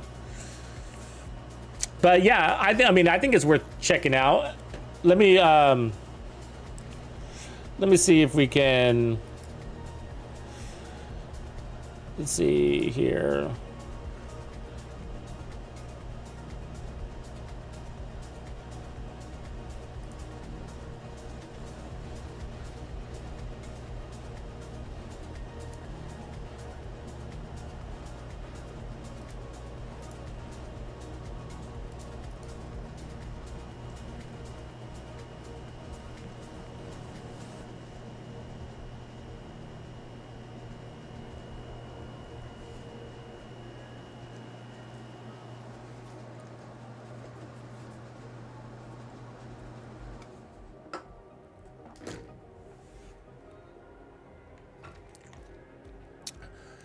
So I just Hate Breed, I just sent you a video. You should check that out. Help you debate whether you want to get back on Division 2. It's pretty fresh. I just created that the other day, last week. Yeah, PvP's a mess, man. VV 20 or 20. It's a good question, a really good question. And actually, that video I just posted will help answer it too. The one I just tagged Hate Breed at. Here, I'll post it for the rest of the group too. But it's a mess. In my opinion, it's worse now than it was last season. And despite this whole season was about PvP. So, I mean, this holster is a PvP holster. Melee, prevent shock status, that's PvP stuff. And then they gave us Cavalier, which I don't have here, I don't think, right now. They gave us Cavalier, it's pure PvP, all PvP. And this assault rifle is also being used in PvP like no other. It's a shit show.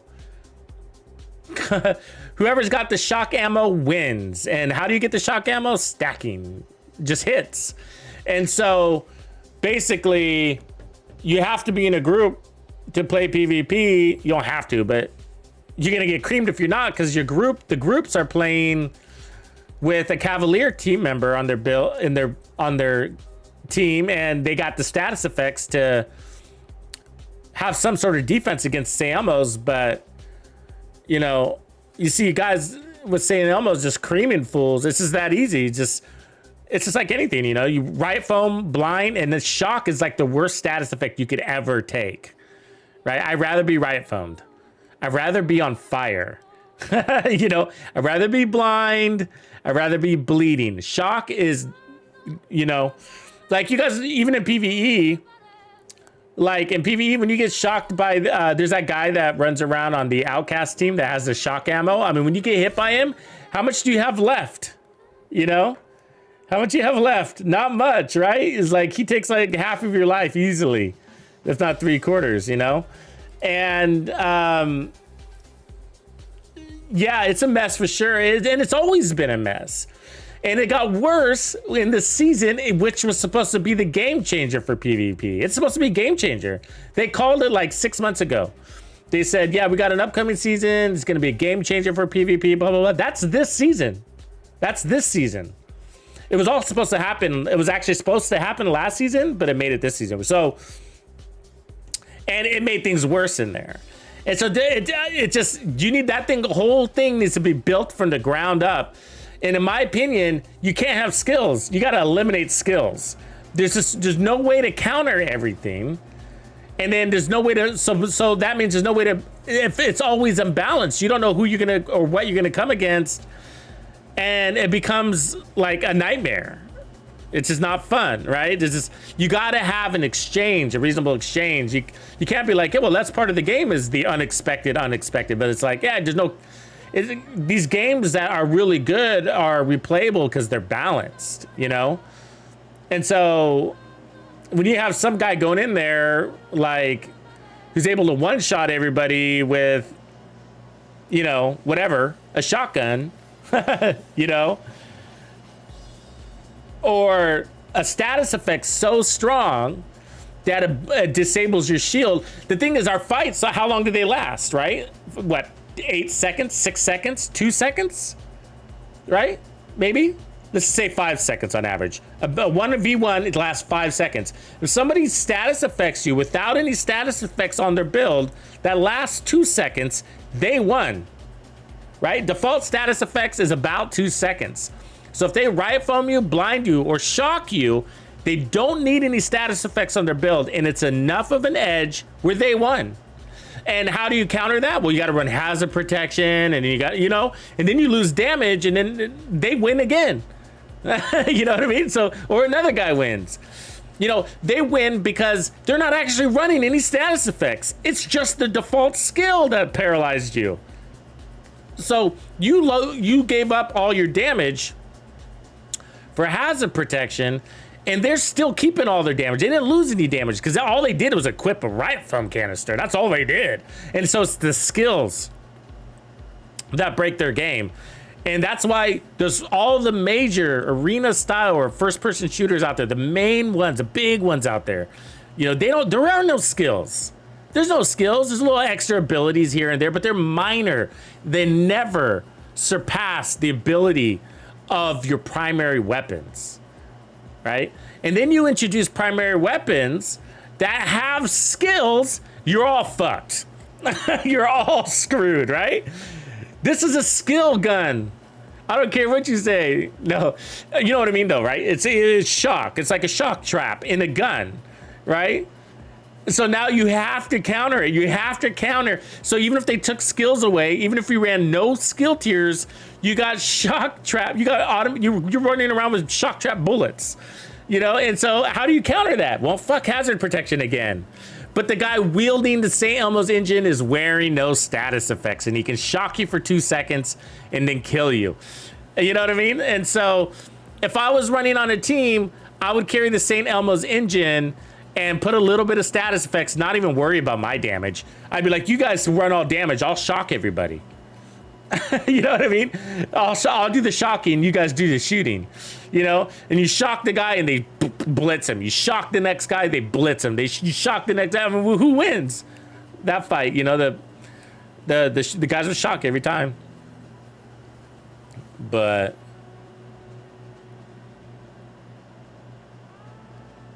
yeah, it's nasty. It's nasty in there. So, but also we got a lot of new players, and so that's where we need to support, even in PvP. And so, you know, we got what do we call it? A raid. I'm sorry, DZ brunch. If you guys have seen that in our Discord, so you can go in with a bunch of people from Discord to help watch your back, and then you can farm the dark zone. So check that out on Discord. Anyways, everybody, I'm gonna cut it off there, and wish you guys a beautiful night. Hopefully you had a fun stream tonight, and look forward to more videos this week. It's gonna be a busy week. Try to play some catch up and get you both videos out on some of these builds that we created over the last several weeks that have been stacking up. Also get some reviews on our named weapons and how to find them, and then also how to build in the Division 2. Well, really, I think the theme is going to be how to become more powerful and get high damage in the Division 2. So a little lesson there. All right, everybody, peace out. I will catch you hopefully tomorrow, if not on Monday. Later.